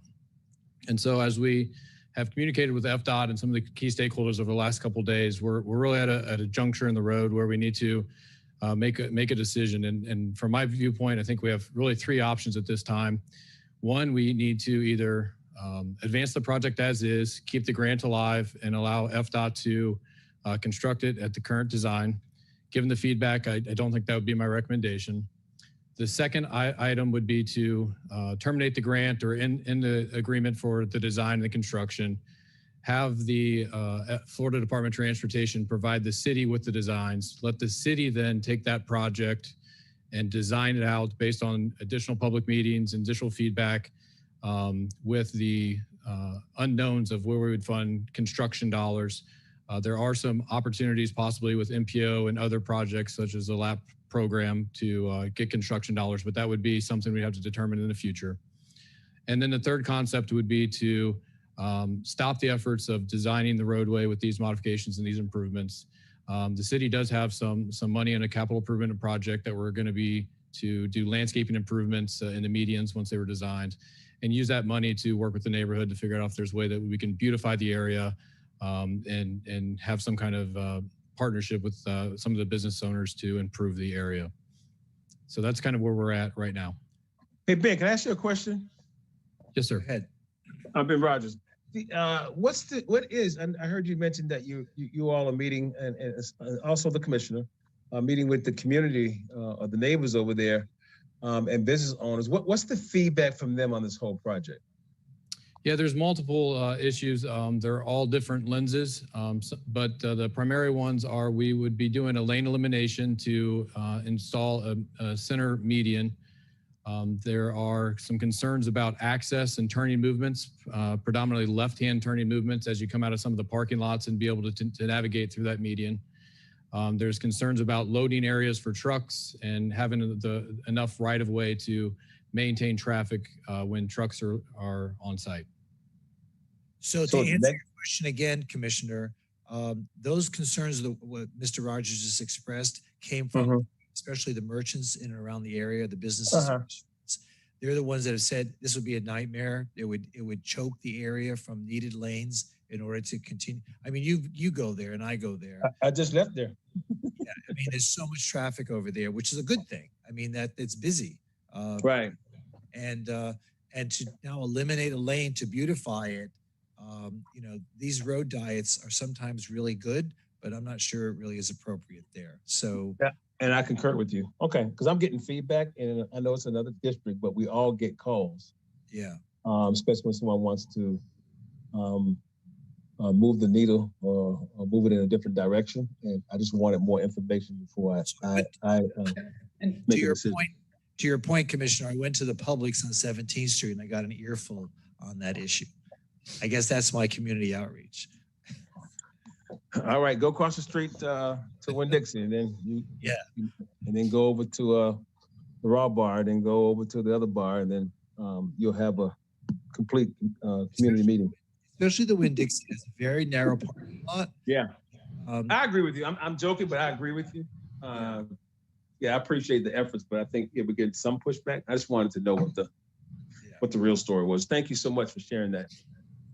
Part of the other challenge, thanks, Commissioner McKenzie and Mayor. Part of the other challenge is there's a proposed bike lane that would just go a short distance that would limit other lanes of traffic. So for just a host of reasons, this is just not a good fit for the neighborhood. And so my suggestion would be us going with the third option of kind of looking at, okay, how can we work with the businesses, work with the neighbors, and try to do something a little bit different here that would be positive for everyone and be a good use of taxpayer dollars. I agree with you 100%. And I think you would probably have the most influence, just to stop whatever we've been working on all these years and come up with beautification and not, like the mayor said, a lane diets and medians sometimes, hurt more than they help. And who knows better than the people that travel or are the merchants along that sliver of road. So I think we go with your latter suggestion. Good workout. Thanks. Yeah, and part of this was also just due to the transition from MPO to the city and back, and then COVID. And so it was a very tough environment to get all the feedback and to process and so forth. So anyway, so Mayor, thanks. That's where I'd like to head. I don't know what legally we need to do statutorily to kind of head in that direction, but that's my suggestion. Well, Commissioner Sorensen, let me just tell you that this matter came up when I was a commissioner and when Commissioner McKenzie was on the commission. And we had a choice at the commission meeting to choose between one of two projects. One was a Bayview Drive project and one was Cordova Road, excuse me. And I think a lot of community outreach took place at that time. The MPO did outreach. We did outreach. This was before your time. Were you with us here, Ben, at that time? I don't think you were with us. But I was there. Yeah, you and I were both there. We voted for this project. But so the fact that it's now, when it was closer to reality, it seems to be that's when people started paying attention to what was really going to happen there. So this has been going on for at least 5 years, maybe 6. So Ben, I appreciate all your work in trying to bring this to a conclusion that's going to be right for that street. So we're very supportive of whatever decision you decide. Commissioner Sorensen, anything else? Just Chris and Alan, what do we need to do to kind of put a bow on this and head in that direction, that third option? We'll just have to review the grant agreement that we have and see what if there's action we need to have the commission take, or if there's action that I can take. I've taken a good note. We'll figure it out. Okay, great. Mayor, thank you. That's all I've got. Okay, great. Thank you, Ben. I just have a couple things I'd like to talk about. First of all, I want to congratulate the new class of leadership Fort Lauderdale. On June 12th, it was a new class that began, and a lot of promising new leaders that were attending. So we're very thankful that people continue to participate in that program. We also, as you all know, opened the so-called mega site at Lockhart Park in the parking lot of the new Inter-Miami CF soccer stadium. And that's moving along nicely. I'm glad the city was able to take off MLK Day. Martin Luther King certainly has been an inspiration for so many people, not just those in the African-American community, but for everybody. And recognizing him on that day is important to all of us. Last night, along with Commissioner McKenzie, we opened finally the grand opening of 613, brand new affordable housing project. It opened up for rentals this summer, and it is now already 100% completely leased out. So I have to tell you, Commissioner McKenzie and I were at the rooftop amenity deck, and what a beautiful view of the city it has, and we're hoping to see more and more projects like that start to materialize along that corridor. I'd like to take a moment and announce that on January 27th, there's the International Holocaust Remembrance Day. We have been in communication with the Consul General here in South Florida, and we'll be participating in some way in that recognition. And looking forward to our goal-setting retreat on January 29th. And we'll be doing a grand opening on January 31st in your district on the Bear Preschool at Temple Bat Yam. That'll be at noontime. Everyone's welcome to participate. It's north of Sunrise Boulevard, so you'll be there. Okay, so so a couple things. Let's see, I was going to talk about Cordova, which we already talked about. Oh, something regarding the Miami Waterkeepers. Now, Miami Waterkeepers was hired by the city. I remember prior to the election, it became an election issue. It became a controversial item as to how often we were testing our recreational and navigable waters here within the city limits. And we ultimately decided to move forward and hire Miami Waterkeepers to do regular and constant testing to show the bacteria levels in our waterways. Someone alerted me to the fact that they are now tweeting their results on the internet. And what concerns me is a couple of things. First of all, the results of those tests are proprietary information. We hired them. We didn't invite them to do testing, pay them to do it, and then announce to the world what the results were. Number one. Number two, while they may have tweeted where we have high levels of bacteria, and they noted in particular the Himmershey Canal, Tarpon River, Coontehatchee Park, and Sweeting Park, they never announced where the good water was. It was only the bad. And I think that's a disservice to our community, and the purpose for which we hired them was to also announce to the community that we have a large area of safe recreational waterways that visitors and locals can certainly enjoy. But instead, they took the angle, I'm going to announce to the world that Fort Lauderdale has contaminated water. So, Chris, I would ask that you revisit that contract along with our city attorney and see, have they overstepped their bounds, number one. Number two, do they have the authority to do that? And if they continue to do that, is this grounds for canceling our contract and starting to work with other people? We'll pull their contract for sure and take a look. I mean, I think that's shameful on their part. And I don't know if the rest of the commission knew about this, but that wasn't the purpose of hiring them, was to work with us to try to improve our waterways, not engage in this gotcha kind of mentality to try to tell the world, that Fort Lauderdale has high bacteria levels within certain isolated areas of its waterways.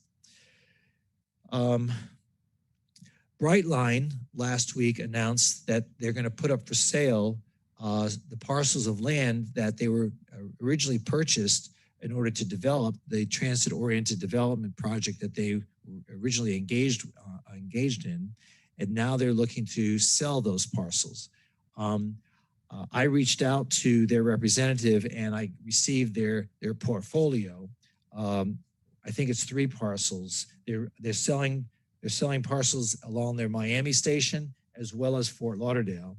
And if you look at their booklet, it makes Fort Lauderdale look like Shangri-La that it is.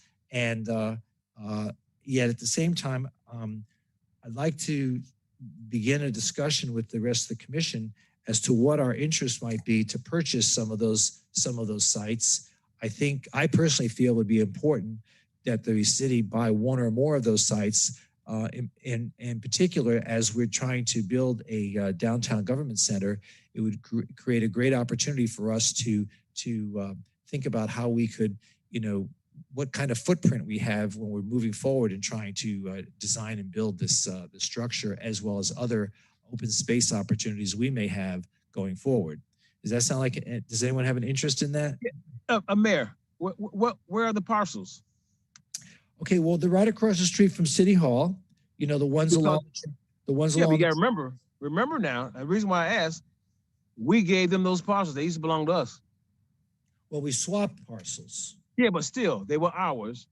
They were. And my concern now, if we're gonna go back and reclaim them, can we have a neutral swap and not a robbing of the bank?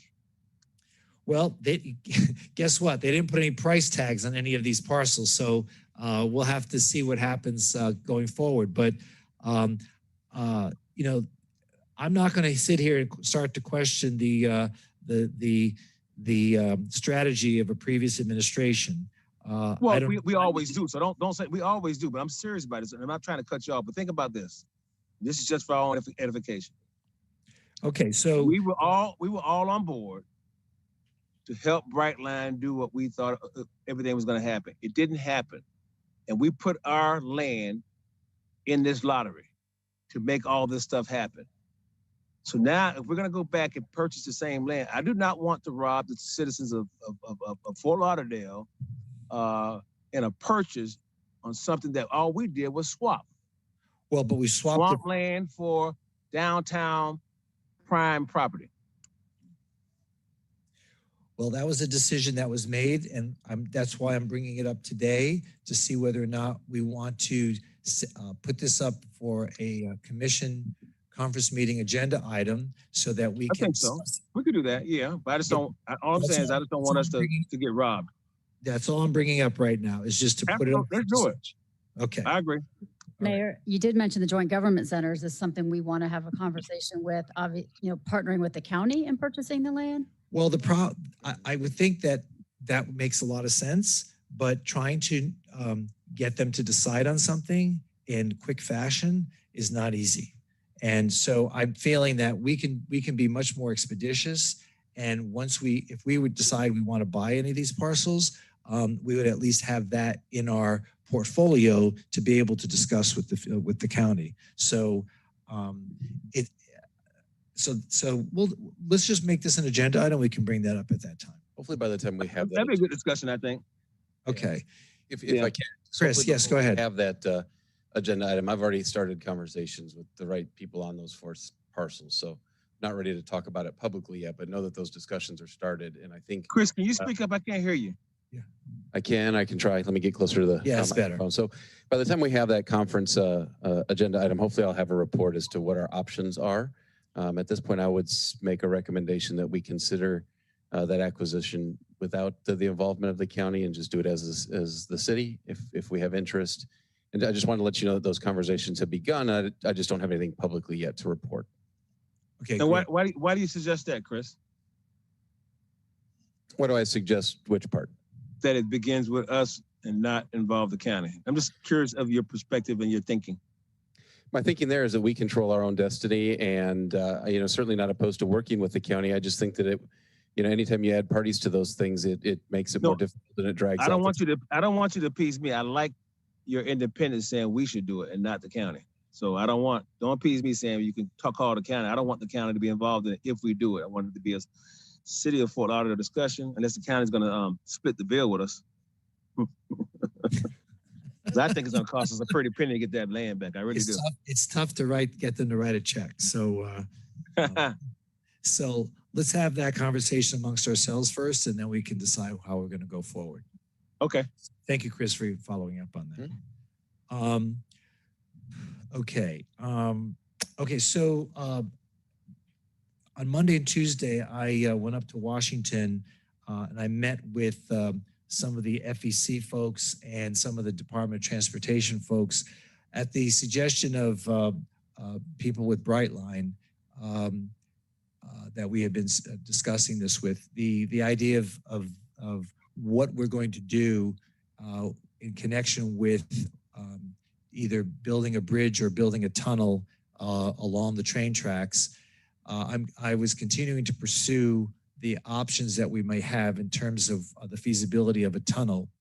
I spoke with folks from Brightline and Fortress who own Brightline, and they're of the belief that doing a tunnel would be far less expensive than the estimates that the Florida Department of Transportation have been putting forward. An example is as follows. Originally, when the city of Miami wanted to build their tunnel, they were told it was going to cost in excess of $3 billion. In the end, their tunnel cost $1.2 billion. And also that tunnel it was two tunnels because there's traffic in each direction. So it's a much bigger tunnel than what we're even contemplating. So, so that caught the attention of the folks at Brightline, and they are now interested in working with us to move forward on the tunnel concept. So they invited me to come up and speak with some of the outgoing Department of Transportation officials and some of the incoming Department of Transportation officials. I believe that we'll have a connection with the new secretary of that department, and I'm hoping to pursue that connection. And because the point is that federal government is about to enter into negotiations with creating an infrastructure bill. I heard just today that they're looking at a significant dollar amount, as much as $2 trillion for infrastructure. That would be the place where we would try to apply for federal money to augment the cost of this. And Brightline would participate in it, as well as the Federal Department of Transportation. So it's exciting.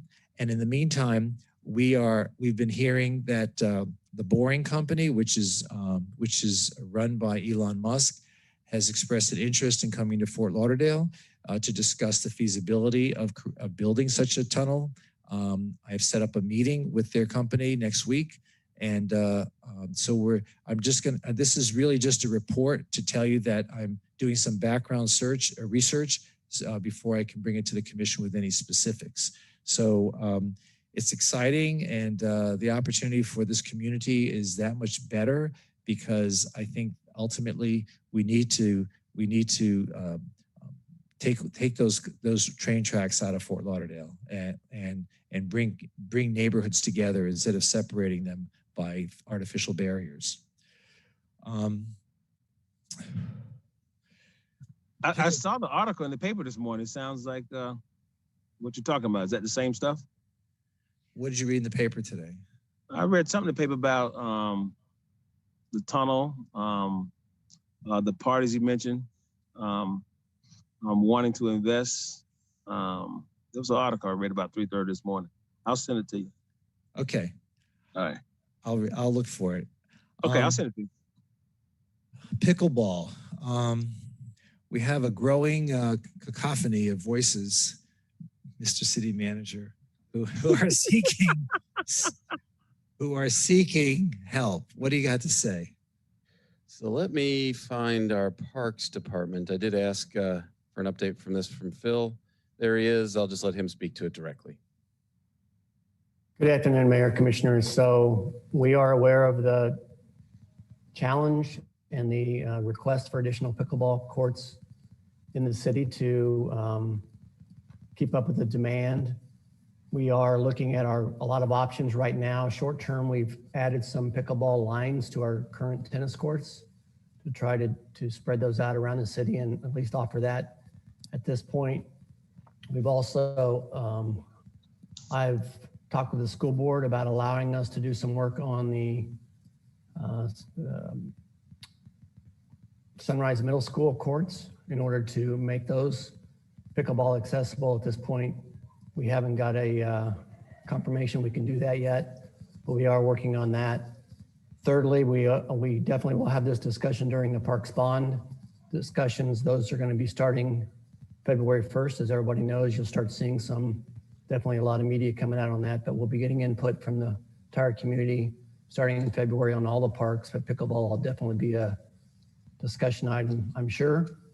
And then fourthly, we've been working with Colliers, our real estate consultant, to see if they can find either some property or maybe a large building in the community where we might be able to add some pickleball courts there. So we're working on all fronts. It's going to be a challenge just because of the need and the space required. But we're hoping that, you know, with all these things kind of in the air right now, that we can come to fruition and bring some more additional courts to the city. Hey, Phil, question for you. Go ahead, Commissioner. Pickleball. I'm not a pickleball expert. I really don't have any idea what pickleball is. How much, you alluded to space. How much space do you need for one pickleball field? If you go sideways on a tennis court, you can probably put 2 on a tennis court. So if you look at— That's not a lot of space. No. You made it like it was a lot of space we're looking for. Well, the idea is that what these groups are looking for is really a complex. They're not wanting a court here and a court there. We put 6 courts on the roller hockey rink at Holiday Park, for example, and that's worked out pretty well. So you don't need a lot of space, but it is, you know, it does impact quite a bit of an area on either existing parks we may have now or trying to find new property to build some. But I think that most from what we're hearing from are the people that are really into it, and they're looking for a complex that would probably have over 20 courts associated. So when you with it. say these groups, it's not one community. This is a pickle. What do you call it? Pickle what? It's a pickleball community that are very strong throughout South Florida, but they are. So they would want us to provide a facility, and we kind of do what we do with like Mills Ponds and some of our other programs for athletics, and we let them run it. I mean, how is this going to work? Well, we could either do that if we had a third party that would be interested, or we would run it just like we do, for example, probably like the tennis, Jimmy Everett Tennis Center, something like that, where, you know, if we had a complex and the decision was to pay to play, then there may be a court fee, or we could offer it for free. It really would matter how we want to set it up. But our first idea is to try to find, you know, how we can add courts to the city. Thank you for that clarification. Any other questions? No, and I will just clarify, Commissioner McKenzie, I don't know if you remember, but this was brought to us a while ago, and they did ask if we could make the entire 20-acre park at Lockhart a pickleball tournament facility. And I did say it wasn't really in line with what my district and community was looking for in turning the entire 20 acres over to pickleball. I love pickleball. I play pickleball. Actually, my entire family does. But I'm not interested. It's not versatile enough just to have a 60-acre park with 40 acres being soccer for those who have a ticket and 20 acres being pickleball for those who are participating in a tournament. So I still say I want the 20 acres on the south side to remain versatile with a lot of options and fields. Oh, I'm not looking to bring it down. I'm just trying to get an understanding. I know you're not. Others on the commission would like to possibly for me to consider that. So I'm just speaking for the record in general.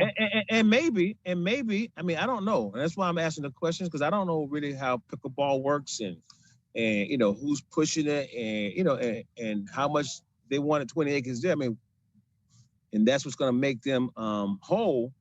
I don't think we have 20 acres anywhere to provide pickleball based on my assessment of our inventory of ballpark space.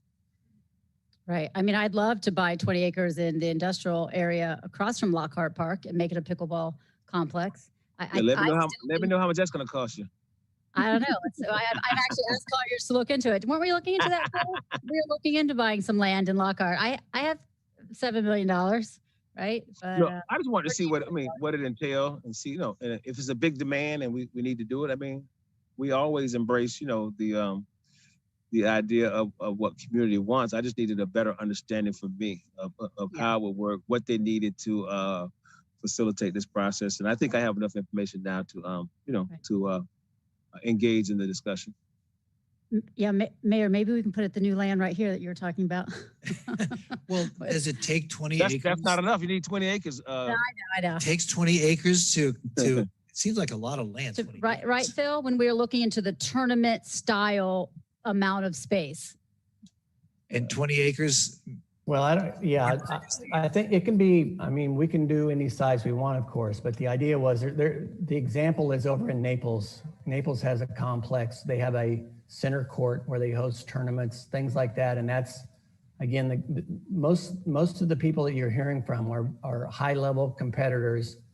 They travel, they play at a high level, and they play in these tournaments and competitions. So a lot of those individuals want to see a complex that will not only be able to be played on a daily basis, but would also host tournaments locally and nationally and internationally. So you can do any size you want, but that's what they're kind of looking at.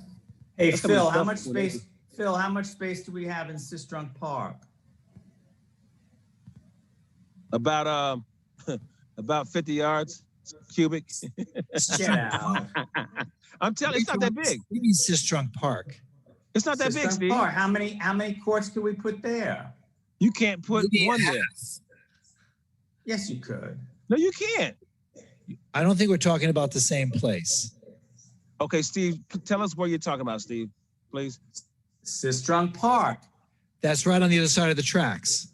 Right. Yeah. You can't put a half a tennis court there. Okay. I mean, if it had the space, great. I think we got to have 20 acres. Am I correct, Phil? Or roundabout? Yeah, I don't want to get hung up on the 20 acres. I'll follow up. I know that the request at Lockhart was for 20 acres, but I'll get back with you all and let you know what we think acreage-wise we need in order to pull this off. But if we look at a complex with all the amenities and a clubhouse and a center court and all that, it is going to take some property. Clubhouse? Phil, Sistrunk Park's got about 2 acres. Couldn't you do 10 courts there in 2 acres? That's not the point. That's not the point. What's the point? The point is, if we're going to do it, we should do it for tournament play, not just helter skelter, 1 or 2 here, 1 or 2 there. That's not. Well, 10 courts is not helter skelter. If you have 10 courts here, you have 10 courts there, you have 10 courts in another place. This is 2 courts. And Sistrunk Park would displace the other purposes for which the park was intended. It just would be totally inappropriate there. But anyway, we'll follow up with Phil. I have some other ideas as well to recommend to Phil. Okay. Might be. Yeah, I just think the key here, Mayor and Phil, is knowing exactly what they need and to see if the city even has a facility that can possibly house or facilitate this request. It may not be here. Yeah. I understand. And we're going to keep looking for everything we can do. Remember, you're going to be needing parking. Everybody's going to come to play, is going to need a place to park. So we have to take that into consideration. And I do believe if you're going to bring tournaments, you're going to need to have a locker room, and you're going to have a concession stand, stuff like that. So it's not just about putting a few courts out there or putting 5 or 10 courts in a location. It's going to take much more than that. It's a complex. I get it now. A complex. Right. I get it. Thank you, sir. Thank you. Okay. Moving in another direction, Chris, many of us are really getting very frustrated with the progress or lack of progress with the installation of the sewer pipe on north of Broward Boulevard, in particular along Bayview Drive, also in Poinsettia Heights.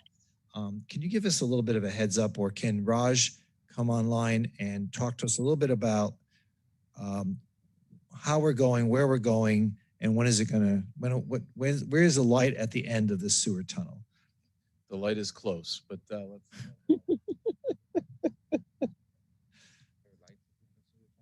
There is light at the end of a sewer tunnel.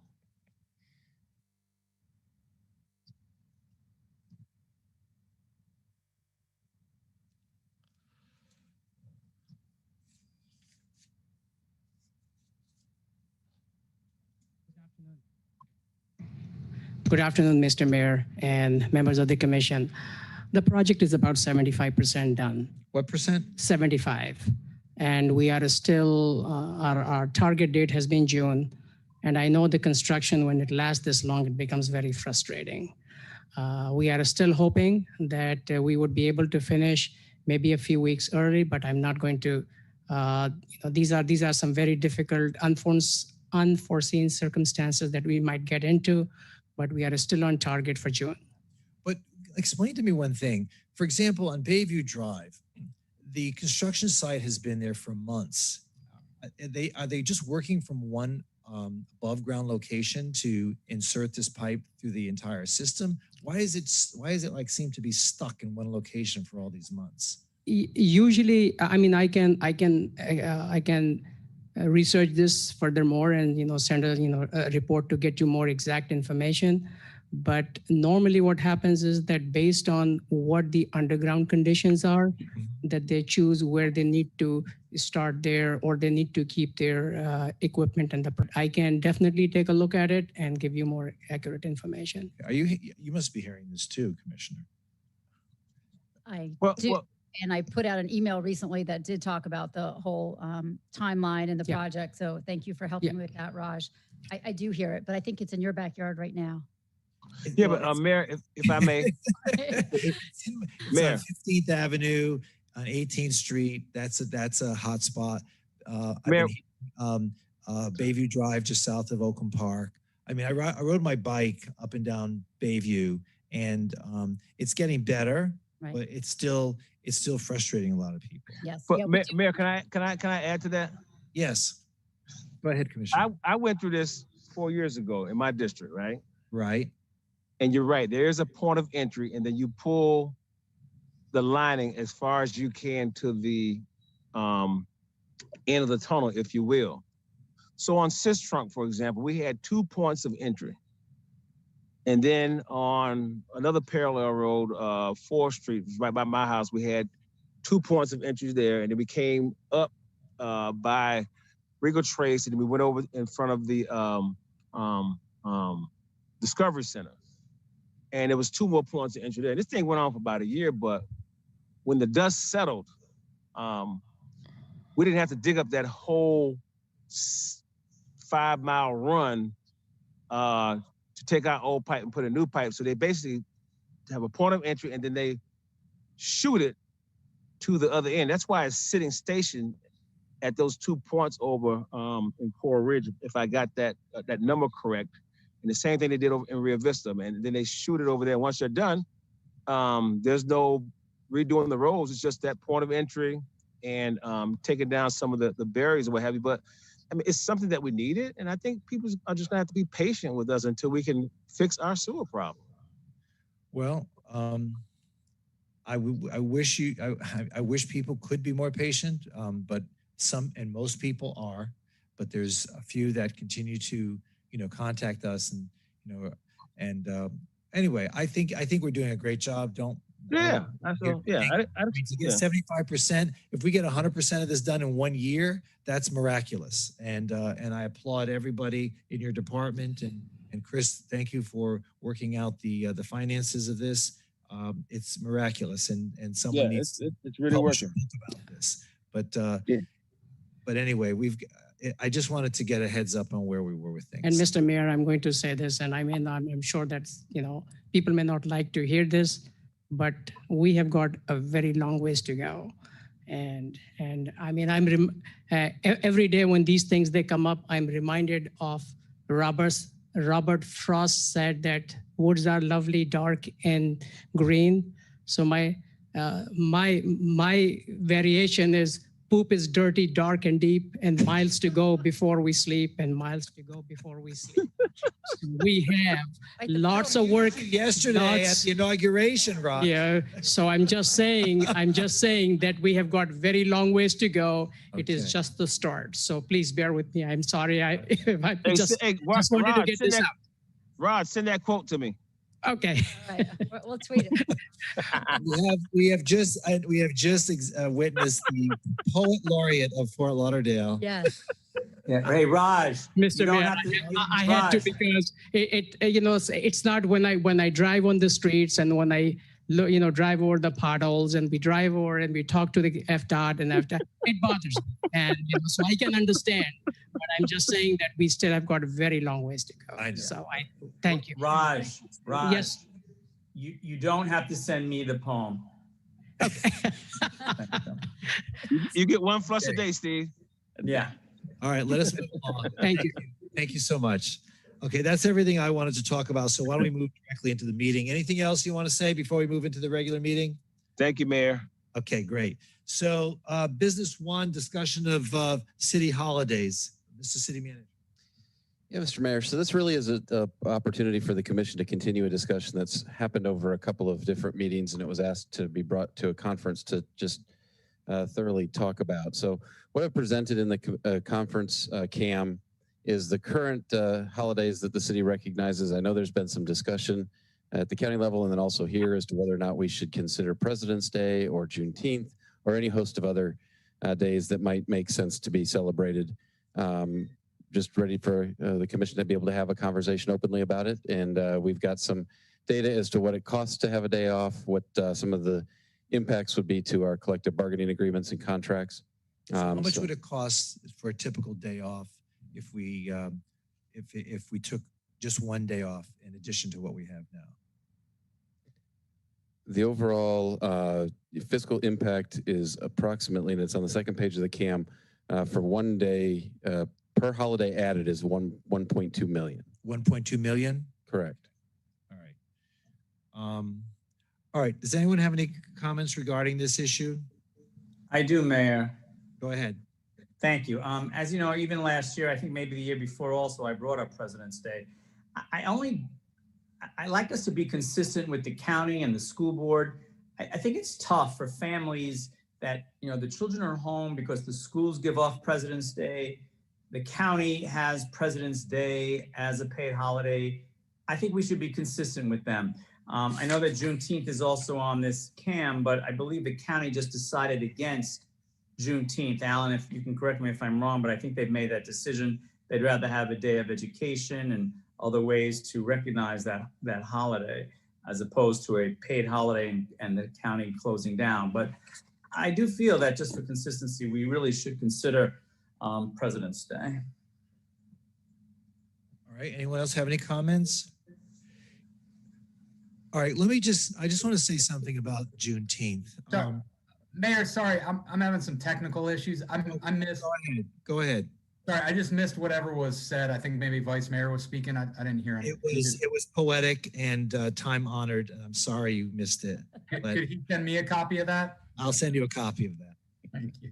What he was saying was that, to summarize, if I may, that we should be consistent with the county and the school board, if possible, because it wreaks havoc on families who have inconsistent holidays between city and the county, and we should try to align ourselves with the other governments that they give certain days off.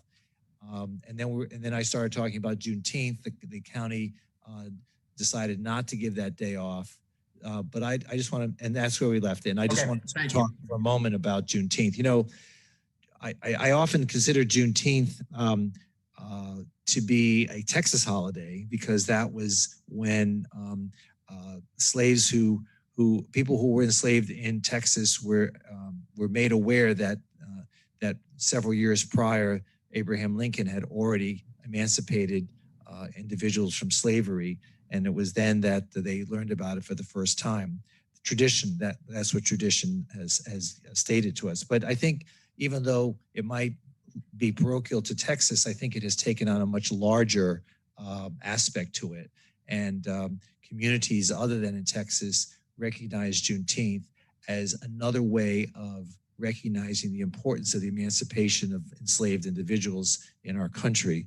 And for that reason alone, it deserves some recognition in some way. At the same time, I start to think about, other communities who also feel that, they were denied their equal rights. And I think about the Stonewall riot that took place several days after that, and later years on June 28th, in which that day too is recognized as the beginning of a revolution to achieve equal rights for the LGBT community. So it got me to thinking, maybe as a first step, we might consider talking about an equality week between June 19th and June 28th. And I know it's more than a week, but it certainly is an opportunity for us to think about how we might begin the conversation in our city and not really have to look to the county or the state, but here in Fort Lauderdale, as we embrace diversity and embrace equality, that we might consider programming that period of time, beginning with June 19th and ending on June 28th, to have programs within our schools, ask school principals if we could be invited to discuss the importance of equality for people based on their race, their national origin, their religion, their gender identity and sexual orientation. I think could be a great education opportunity for us. And then we can continue to think about taking days off during that time period if we want to go forward.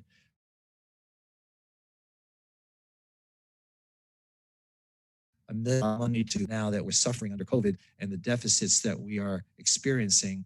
I'm not sure we can really afford, the millions of dollars that this would cause us to suffer. But I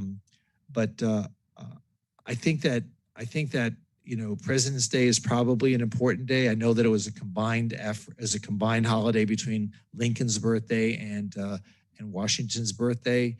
I know when I grew up, and I think the Vice Mayor brought this up at previous meetings, when we grew up, we did celebrate Lincoln's birthday and Washington's birthday. And I remember cutting out their silhouettes and having my artwork posted on the bulletin board in 4th grade or whatever that was. And Washington and Lincoln had very distinctive silhouettes. So, I mean, here we are, Florida, Fort Lauderdale, let's step out on our own and set the example for others.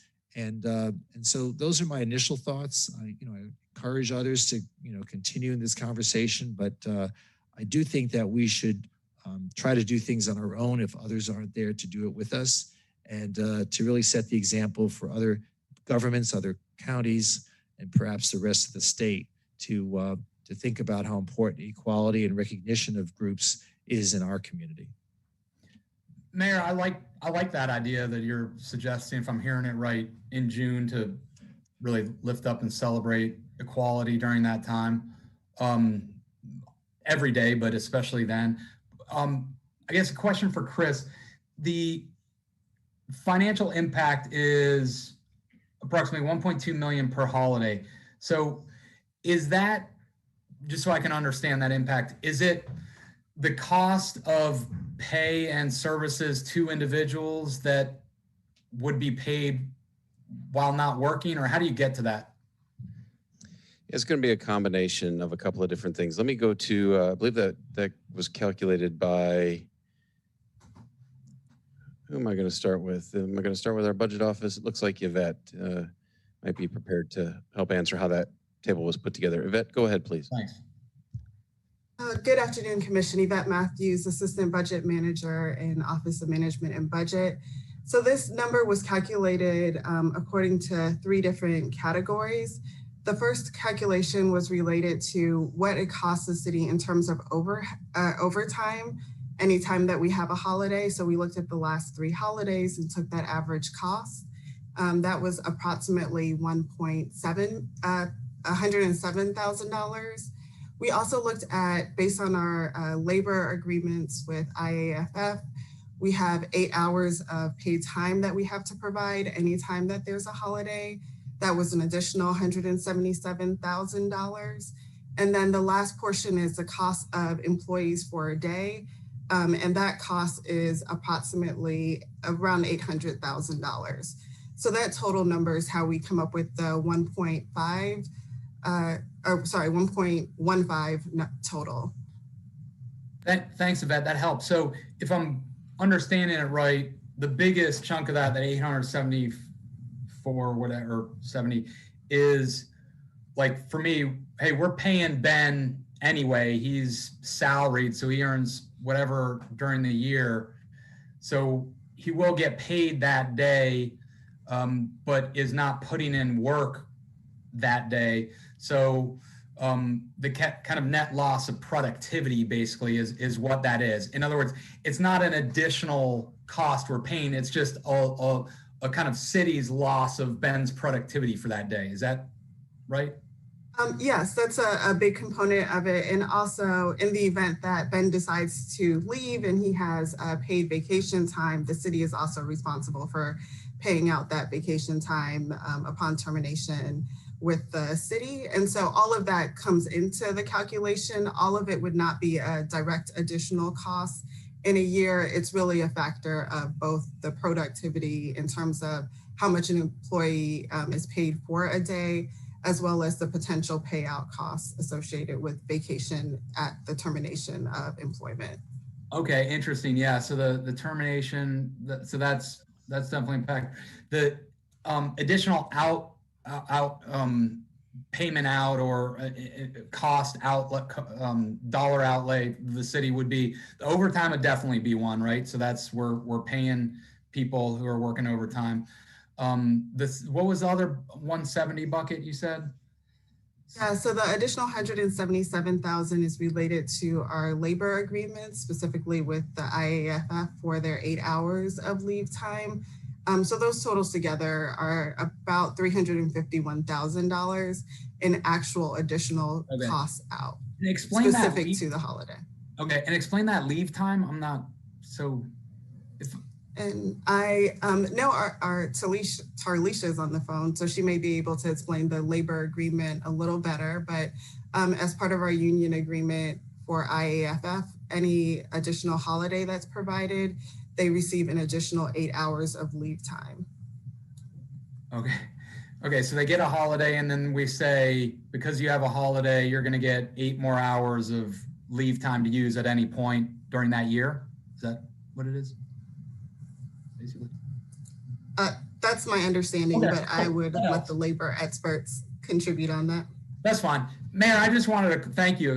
Mayor, I just wanted to clarify to kind of better understand that. So each vacation, how much are we actually going to be writing out? So it's 1.2 million is a big dollar amount. Obviously, it's huge. But in terms of the actual immediate cost that it would cost us is obviously less than that. Okay, thank you.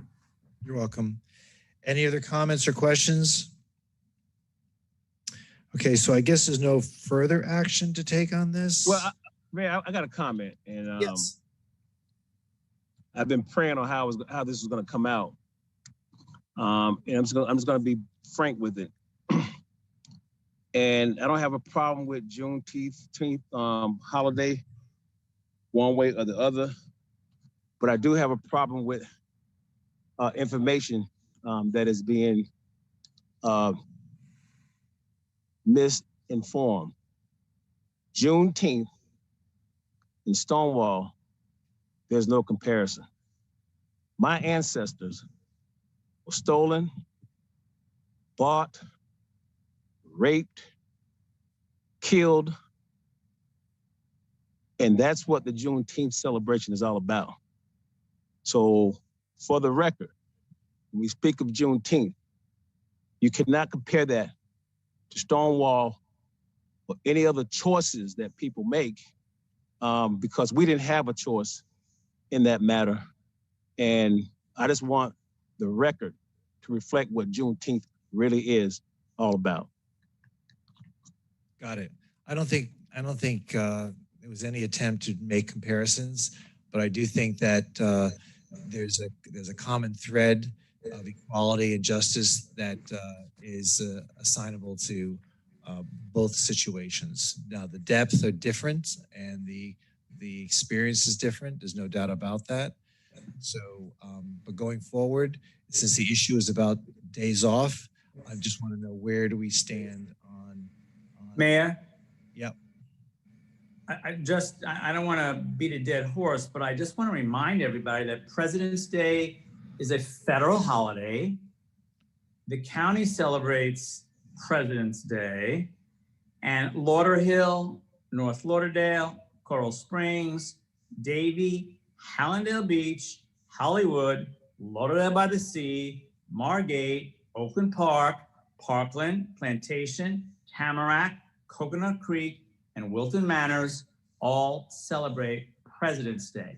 I have no idea why we do not celebrate President's Day. So I agree with you. it is I agree with you absolutely, 100%. I brought this up every year, and as Ben Sorensen, Commissioner Sorensen, questions staff, there's really no out-of-pocket cost on this. This is not an extra added expense that, oh my God, this day is going to cost us an extra 1.2 million. But we're talking about a federal holiday. I don't understand why people don't understand. That's all. I agree. Thanks. I agree with you, Steve. I agree with you. Yeah, for me, the 1.2 million price tag was a major concern. But having better understand and it's a financial impact clearly, but I'm with you. I mean, I agree with both of you. But don't we pay that either way, whether they're at work or not at work? Right. We're gonna pay. I mean, we pay the 800,000. We pay that regardless. Now we do lose that productivity, but the additional outlay is like, at least 340,000, maybe a little bit more. But this is the President of the United States, a celebration. It's very important. It's a federal holiday. I think agree. it's a holiday. Yeah, and when you talk about this, and even if we did Juneteenth and we gave them, I'm not advocating, but our employees, I think, leave it all on the field. So I don't think one day off is going to stop their production in the rest of the days that they are performing. So, I mean, we either make a decision we want to do something or we don't, we move on. Yeah. So, okay. So going forward, is this something you'd like? I mean, do we have a consensus that we want President's Day to be a paid legal holiday in the city of Fort Lauderdale? Yes. Yes, we do. I'm fine. Yes. Okay. All right. So there you are. Let's. I'll process. Okay. So would that be for 2021 or 2022? Well, it's usually the third, what is it, the third week of February? Third Monday in February? Yeah, I'm saying the year of this year, or does it start next year? The next time it appears. Chris, would the third Monday next month be too soon for you to deal with it, or what?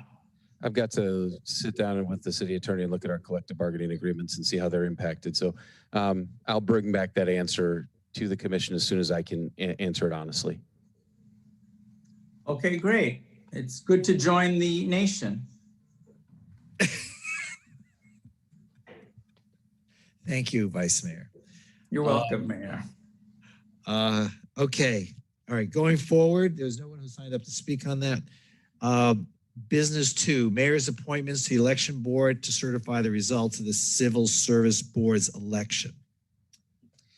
So, Mr. Mayor, what I'd like to do with this item, if I can, is ask that the commission allow me to move this to the next conference meeting. The reason why is if you read the CAM and you read the charter, they don't match. And I want to make sure what I'm asking you to do is the correct action. So if we could move this to the next conference agenda, that would be great. All right. So is the ultimate goal here, though, do I have to appoint 2 people to certify? No, the way the charter reads, and that's why it's different than the CAM, is that you have to appoint one that has to be then confirmed by the commission. And this CAM would suggest that you have to appoint 2 city commissioners, and that language is not working. So between now and the next conference meeting, I'll let you know what you're actually going to be prepared or asked to do. All right. Well, think about it. Who's going to certify Mayor, this election? Yes. I'll volunteer if you need me. All right. Well, let's wait. We're gonna delay this vote until we get some consistency, so that we're doing the legal, doing it legal. All right. But thank you. Thank you. Okay. Business 3, leaf blower discussion. Mr. City Manager. I'm going to go quickly to the city attorney on this one because I think he was seeking that this come to a conference meeting so he could gather input from the commission. So he's drafting the correct ordinance. Okay. As we have discussed before at several meetings, there was both a request to look into the feasibility of either further restricting leaf blowers or banning them outright. And I think I've mentioned this before, but just for your edification, we do have 2 ordinances on the books currently that are relevant to the issue. One is under section 2514, which regards the discharging of offensive fluids and matters into the street, obstructing gutters and sewers, so on and so forth, which includes lawn clippings and things of the sort that folks have complained about with these leaf blowers blowing into either the sewer or the storm drains and things of that sort in the street as well. That is an offense, and that comes down to enforcement. That is currently on the books, and it is a violation of city ordinance. To the Vice Mayor's point, which was raised several months ago, it does not include waterways, but we can certainly add that in the ordinance very easily. The second ordinance really is in section 17-7. It's under our noise control regulations, and essentially sets limitations on landscaping and yard maintenance power tools or motorized equipment. And essentially it's a 7 to 7 from Monday through Saturday. I'm sorry, Monday through Friday, it's a 7 a.m. to 7 p.m. Permissible time for that equipment to be used. And on the weekends, Saturday and Sunday, it's 8 a.m. To 6 p.m. and nothing with regards to holidays. So that's currently on the books. That's currently enforceable. What other cities have done, staff did a very good job. Portia Williams, staff did a very good job a while back to look at quite a few jurisdictions in the Tri-County area. Most cities in Dade, well, not most, but a good number of a couple dozen cities in Dade, Broward, and Palm Beach County. No one outright bans the leaf blowers. Weston comes closest with, and it's a little different. I don't know how they enforce it because they refer to it as if it's bannable if it creates raucous noise, but raucous noise isn't really defined. But most places that take most places have a qualifier that the equipment has to have the original muffling equipment on it. So if you have a leaf blower and somehow either remove or it has damaged muffling equipment, then that would be a violation. But something you go to Home Depot right now, go buy it. It has original factory equipment and muffling equipment. That's perfectly permissible if operated within the times that are set forth in the various ordinances. So currently that's what we have on the books, and it's a matter of whether you want to change the times. One city, I can't recall which one, actually bans them on holidays, for example, and has extended times during the week or extended prohibition times during the week or the weekend, so you can alter those times. Outright bans are not necessarily non-feasible, but it does invite a lot of problems with the industries. Even if you go to battery powered, you know, we've sort of heard rumors out there, and obviously doing my own lawn myself, I can tell you, if you do use electric equipment, you have a battery and a short battery life, and you get one shot at it. And if you have to do 15 lawns in a day, I guarantee you're going to need 15 batteries for each piece of machinery, which becomes a cost issue. So we're going to get pushback from the industry on that, especially those that have already invested a good amount of money on the gas equipment that they're using now. So again, not necessarily, it's a legal consideration to just to the extent that I can foresee challenges coming with our possibly banning an entire industry. It doesn't say you can't, but that's just something that pops into my head in that regard. But those are sort of the options we have, and that's the kind of direction that we need with regards to whether we're going to push for an outright ban or whether we're going to just alter the current restrictions we have. I would move to, not to, I know we can't move anything now, but I would just suggest that we amend the hours and tweak anything that we have on the books. I would not be in favor of banning. I think we would do a disservice to the industry and just add waterways to what we already have on the books. And I think we'll be able to cover the complaints that we're getting. Well, the complaint, okay, before I speak, does anyone else have anything else? I have a couple of people who've signed up to speak. Would you like me to, let's have them step forward first and then we can have a discussion. The first person is Kyle Bolger. Is Kyle here? Kyle's here in person. Step up to the podium, please. Good afternoon. And then Mike Weymouth after him. Those are the only two people that have signed up to speak. If you could please try to say what you need to say within 3 minutes. How are you? Hey, Kyle, you need a step stool? Yeah, thanks, Robert. Good afternoon, Mayor and Commission. Kyle Bolger, President, Emerald Isle Landscape. The this has been brought up, and this is my first time meeting with you guys to discuss, and I'm completely opposed to banning it outright. One of the things I do support is enforcing the illegal dumping of maybe 5% of the businesses in the industry that simply blow the debris into the roadways, and it creates debris all over your road. But if you're doing it the right way, like we are, pick up with your barrels, your rakes, I don't understand why you'd take such a critical tool away from my guys in doing their job. So that's kind of my question is, where are the complaints coming in? Is it that people are blowing into the canals, the roads, or is it?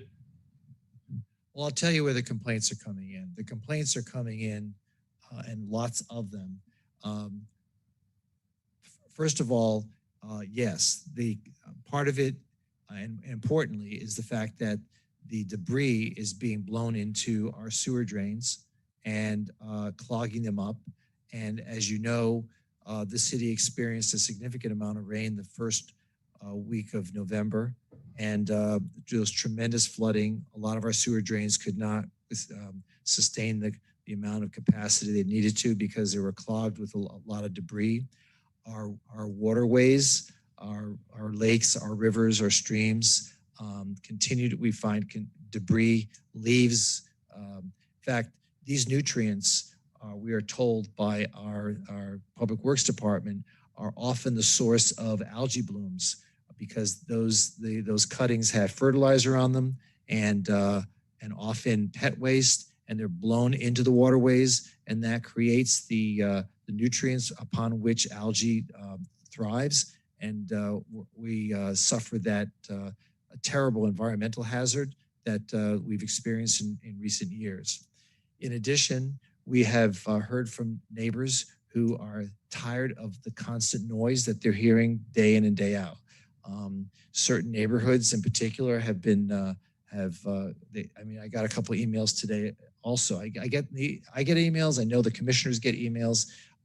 People are just so, not just frustrated and upset, but just completely disgusted with the amount of noise that they have to listen to because people hire companies like your own who use leaf blowers instead of taking a little extra time and just raking the debris off of the driveways and the sidewalks during their the job site. So that's what we're hearing. It's not just about the dumping, but it's also about the noise. So we're hearing both. And honestly, I see it all the time.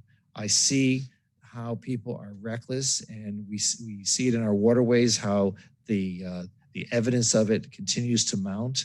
And we're trying to clean up our waterways. As you know, we're trying to maintain our waterways in a sustainable environment so that that we don't contaminate them, we don't cause them to be unavailable for recreation use, and it's unhealthy. So these are the reasons why we are contemplating banning leaf blowers, because you cannot contain the effects of leaf blowers if you're blowing them into the waterways. And I think it should be enforced by code. If you're doing that, face the We don't have penalty. people standing on every street corner watching people where they blow their leaves. Well, I've had code enforcement follow us on Las Olas Boulevard because we take care of from Cheesecake Factory down past 9th every day. And they watch us to make sure we pick up our leaves, blow them into common areas, and put it into our dump trucks. So we're doing it the right way. And I don't understand where the ban comes into play. If 95% of the industry is doing it properly, how do you take away a tool that is what makes the job a lot easier and cleaner? I don't know where your 95% comes from. I don't know what the percentage is, but I don't think you do either. But I do see the consequences of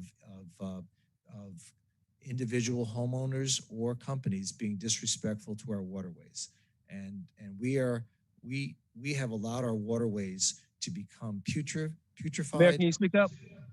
we have caused our waterways to become putrefied and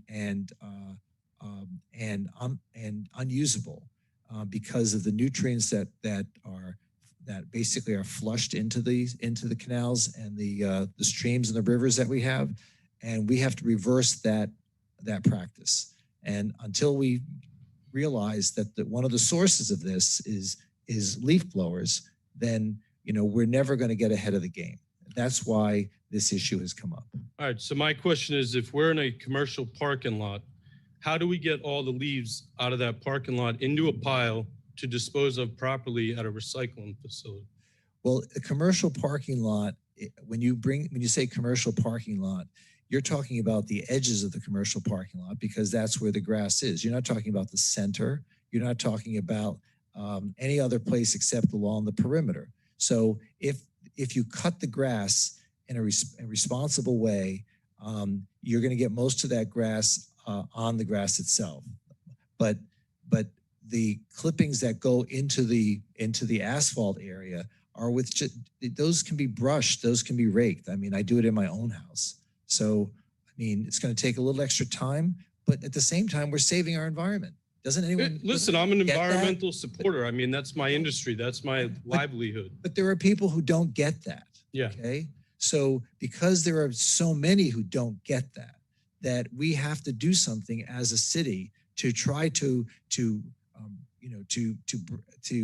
enforce some kind of habit that says, look, we respect our waterways. We can't contaminate the very substance upon which our economic engine, relies upon, which is our waterways. So, people have a right to go into our waterways and not feel it's going to be contaminated because of practices that are undertaken by individuals who are obviously not as respectful as you, but you're not the only game in town. I understand that, but I've spoken with many in our industry, and majority of us do it the right way.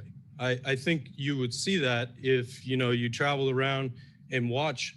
I do, and I see, and I witness, and I know that our waterways are filled with debris from yards, from cuttings, clippings. I mean, that's where the nutrients come from.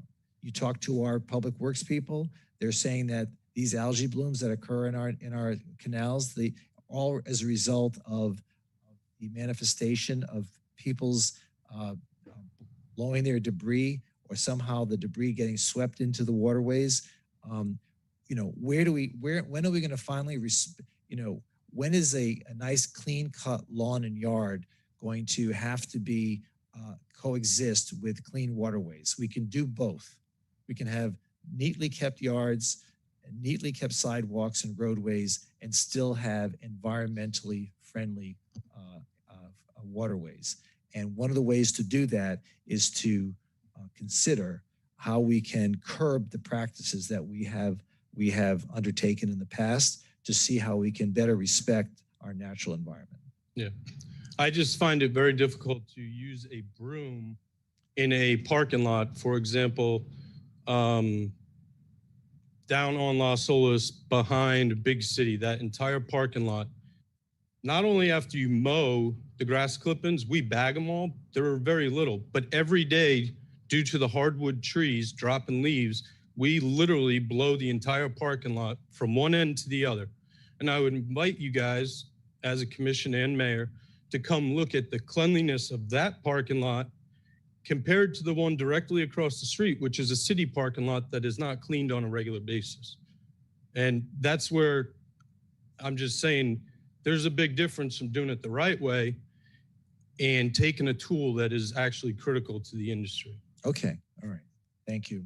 Thank you. And also, Mayor, I know you want to hear from Mike next, and I don't support banning leaf blowers actually either. I do think we need to have some more enforcement in terms of our waterways and our stormwater catch basins. And I think we need to look at the times that they are allowed to blow, maybe some restrictions. So, let's hear from Mike and maybe some other commissioners too to see where we want to go with this. Mr. Weymouth, how are you? Good afternoon, Mayor, Commission, City staff. Nice to see you all. For some, I haven't seen you in a while. Others, I've seen you recently. I showed up to speak about leaf blowers, but you brought up the waterway. So I have to do a little pivot in place. And I agree with 100% what you're saying, Mayor. I'm not sure how these elements are getting into the water, and I'm not sure if it's only what comes from the yards. I think there's a lot of people that go to Home Depot and they buy fertilizer, or they have a company and spray it and spread it and so on and so forth. So how it gets in the water, I agree. I would love to see it not in there. I don't know how you go about doing it. I don't think the leaf blowers, whether it's on the edge of the pavement or at the back of a seawall, is the main contributor. Again, you know, there's oils from vehicles that get washed down, so on and so forth. I also know that drainage systems have a series of baffles and things like that, and I'm not going to look to Raj to find out what kind of a maintenance program is on it. But if you don't maintain those inlets, those storm inlets, they get full of debris and that kind of stuff. So I agree with keeping the waterways clean. I can remember at the property that my great-grandmother built back in the 30s, and there's still some places up and down the river. There are places where there were steps into the river where people used to go swimming in the river on a regular basis. And I can remember the stories of, you know, fish and so on and so forth. Now the only people that go in the river are the people over at the island, whatever it's called, the sandbar. So I agree with you on that, but I don't think it's the leaf blowers. Let's not blame, I don't think you should blame the leaf blowers. So with that being said, I'm here, Kyle's company does all of our property maintenance on the hotel and on the boulevard. And when he brought this to my attention and what the ramifications were, it was very concerning to me, because one of two things is going to happen. It's going to be more laborious, and so his cost is going to go up. And I, just like you guys were talking about, don't want any more costs, especially right now associated with what we've got going on. I've got troubles at the hotel. We've got tenants that are leaving the boulevard. So obviously we've got our own problems when it comes to that. But with that being said, Los Olas Boulevard is our Disney World. So Kyle will tell you that when I hired him, the first thing I said to him is, the boulevard opens at 10 a.m. It's in all of our leases. Our merchants are supposed to be in there, with the exception of the restaurants. Our merchants are supposed to be in there ready to go to business. It takes him at least 3 hours a day to maintain our properties. So he starts, according to the ordinance, at 7 a.m. and he's done and gone by 10 a.m. You go to Disney World, you don't see the guy walking around finishing up the clippings or what have you and all this. They're done, gone, the doors are unlocked, and you come in. One more thing back to the cutting of the grass. Most lawnmowers today are either mulching mowers, or you bag them and you put them in the city's disposal. It's not throwing it out the side of discharge. So anyway, that is the way we run the boulevard. We try to put our very best foot forward out. I shared with all of you, and I brought copies in case anybody didn't get them, of pictures, comparative pictures, because we're very proud of our parking lots that he talks about. We're very I saw those pictures, and thank you for keeping it clean, but those are being cleaned by leaf blowers, right? Yes, sir. Right. And so, you know, there comes a point in time in our community and in our lives that we may have to make compromises that go beyond just what's the most expedient way in which to accomplish something. And we may have to take a step back. And, you know, when your grandmother stepped off of those steps and into the waterways, into the river to go swimming, the leaf blowers didn't exist. Okay. People were not blowing their debris into the waterways. And as an accumulation over time, decade after decade after decade, as we continue to disrespect the very lifeblood of our community, which is our waterways, we now have to come up with solutions. And I'm not saying that, you know, banning leaf blowers is the panacea. It's not going to end it all. But we have to start considering as a community what steps we need to take to try to make sure that our waterways are protected. And that our sewer drains are not stuffed with debris and causing flooding that such as we experienced a couple of months ago. So this is a discussion, you know, and I appreciate your being here, and I understand your point of view, and your point of view has been expressed by a number of people in our city. But I also want you to be aware that we've received many other points of view by homeowners who beg us to eliminate the use of leaf blowers for whatever the reason. There's a whole spectrum of reasons. between noise as well as pollution. So anyway, I didn't mean to interrupt your comments. No, that's okay. I appreciate your input. You know, well, a question while you were saying that came to mind for me.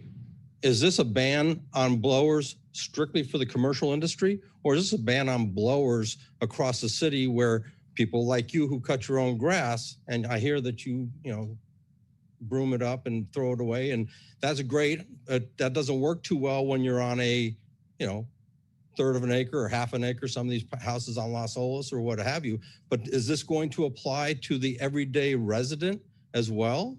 Because if not, there's more residential blowers out there, which are the exact same machine as what the commercial guys use. Yeah, I think it's contemplated to be, it would be for everybody. So it would apply to the residents as well. Right.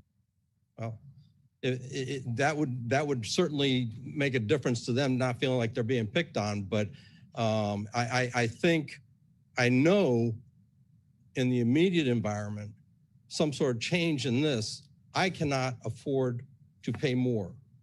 And that either means that he now works on weekends to pick up the time, or however much more time. I mean, you guys talk about, I'm gonna go down, file an application to go to work for the city, because you know, the thought of lost productivity, here we're talking about lost productivity, either by time or the method of collection or whatever. He's gonna have to put more guys out there or pay them overtime. And it's not fair for him to lose business because of it. And it's not fair for me to have to pay for it when he is not violating it. He invited you, and I suggest all you guys, I go to work at 7 o'clock every morning. His guys are out there getting started, and to watch them is choreography. So I strongly recommend that. All right, thank you. Yep. Is there anyone else that has signed up to speak? I only had 2. Is there anyone else online that wanted to speak on this matter? Mayor, there's somebody that's an attendee, Pat O'Laughlin, that has a hand raised. I don't know if you want to. Just a little jovial, but it would be great. As much as I love listening to Commissioner McKenzie try to get the ins and outs of pickleball, to have sat here for 2 hours in order to voice my opinion, which I'd be happy to do. But if you guys reverse your order and let these business items come first, and then you guys did your staff reports afterwards, we'd all be gone. And maybe that's not what you want. Maybe you want us here for it. So anyway. We love your company, Mike. So is there anybody There is else? one person that has their hand raised. They're unmuted now. We can find out if it was to talk on this topic or not. Pat O'Laughlin. Hi, good afternoon. Can you hear me? We can hear you. You're kind of muffled, but did you want to speak on the issue of the leaf blowers? Yes, I did. Good afternoon, commissioners. Good evening almost. Hello, Heather. Hello, Mr. McKenzie. We played football together at St. Thomas. My name is Pat O'Laughlin. I'm the owner of Angler Lawn and Landscape based in Wilton Manors. Go Raiders, go Raiders. Yes, sir. I'm calling on behalf and talking on behalf of Kyle, Mike Weymouth, Jeremy Webby, Paul McGee, Tom Connor, and about 5 other guys, Jason Connor and Ted Connor. All of us are small business owners in our own different ways. We employ anywhere from 3 to 50 people. And this proposed ban will, like Mr. Weymouth said, and so did Kyle, is a negative impact on our business and our business platforms and business models. Now, that might not be what the city commission wants to hear, but it will pass on additional cost to the homeowner or the commercial property owner. And as Kyle and Mr. Weymouth eloquently presented it, there are issues with this. But the key takeaway is that maybe our city leaders need to revisit the rules that already exist and start to put in some processes for checking and ensuring that the vendors that are on the streets and on our roadway have the correct city licenses and county licenses, have the correct moving vehicle permits, and make sure that the people that are out there servicing the property owners are fit to service, that they're capable of servicing, that they're not driving around in broken down trucks and broken down vehicles, because those are the people probably that are creating 40 to 50 to 60% of the issues here, because they don't respect our city and our county. The guys that are here talking and the other people that are legitimate business owners, professionals, just like you all, are the ones that are doing the right thing. And as Mr. Bolger indicated, I can echo his thoughts. I go to GFS on Federal and I buy close to 6 cases of trash bags a month. I roll through 300 trash bags a month on my profit and loss sheet, raking up and bagging debris and taking it to the dump in Pompano for my clients up and down Bayview Drive, Las Olas, the Galleria, Imperial Point, etc. So there are many negative ramifications to this for the property owners, commercial and residential. The other thing we should consider, again, trying to be proactive and not negative in the conversation, is putting a task force together that represents the landscape industry and some of our city leaders and the city landscape department. And let's have a roundtable conversation. You can't just do a 180 on this thing and ban them.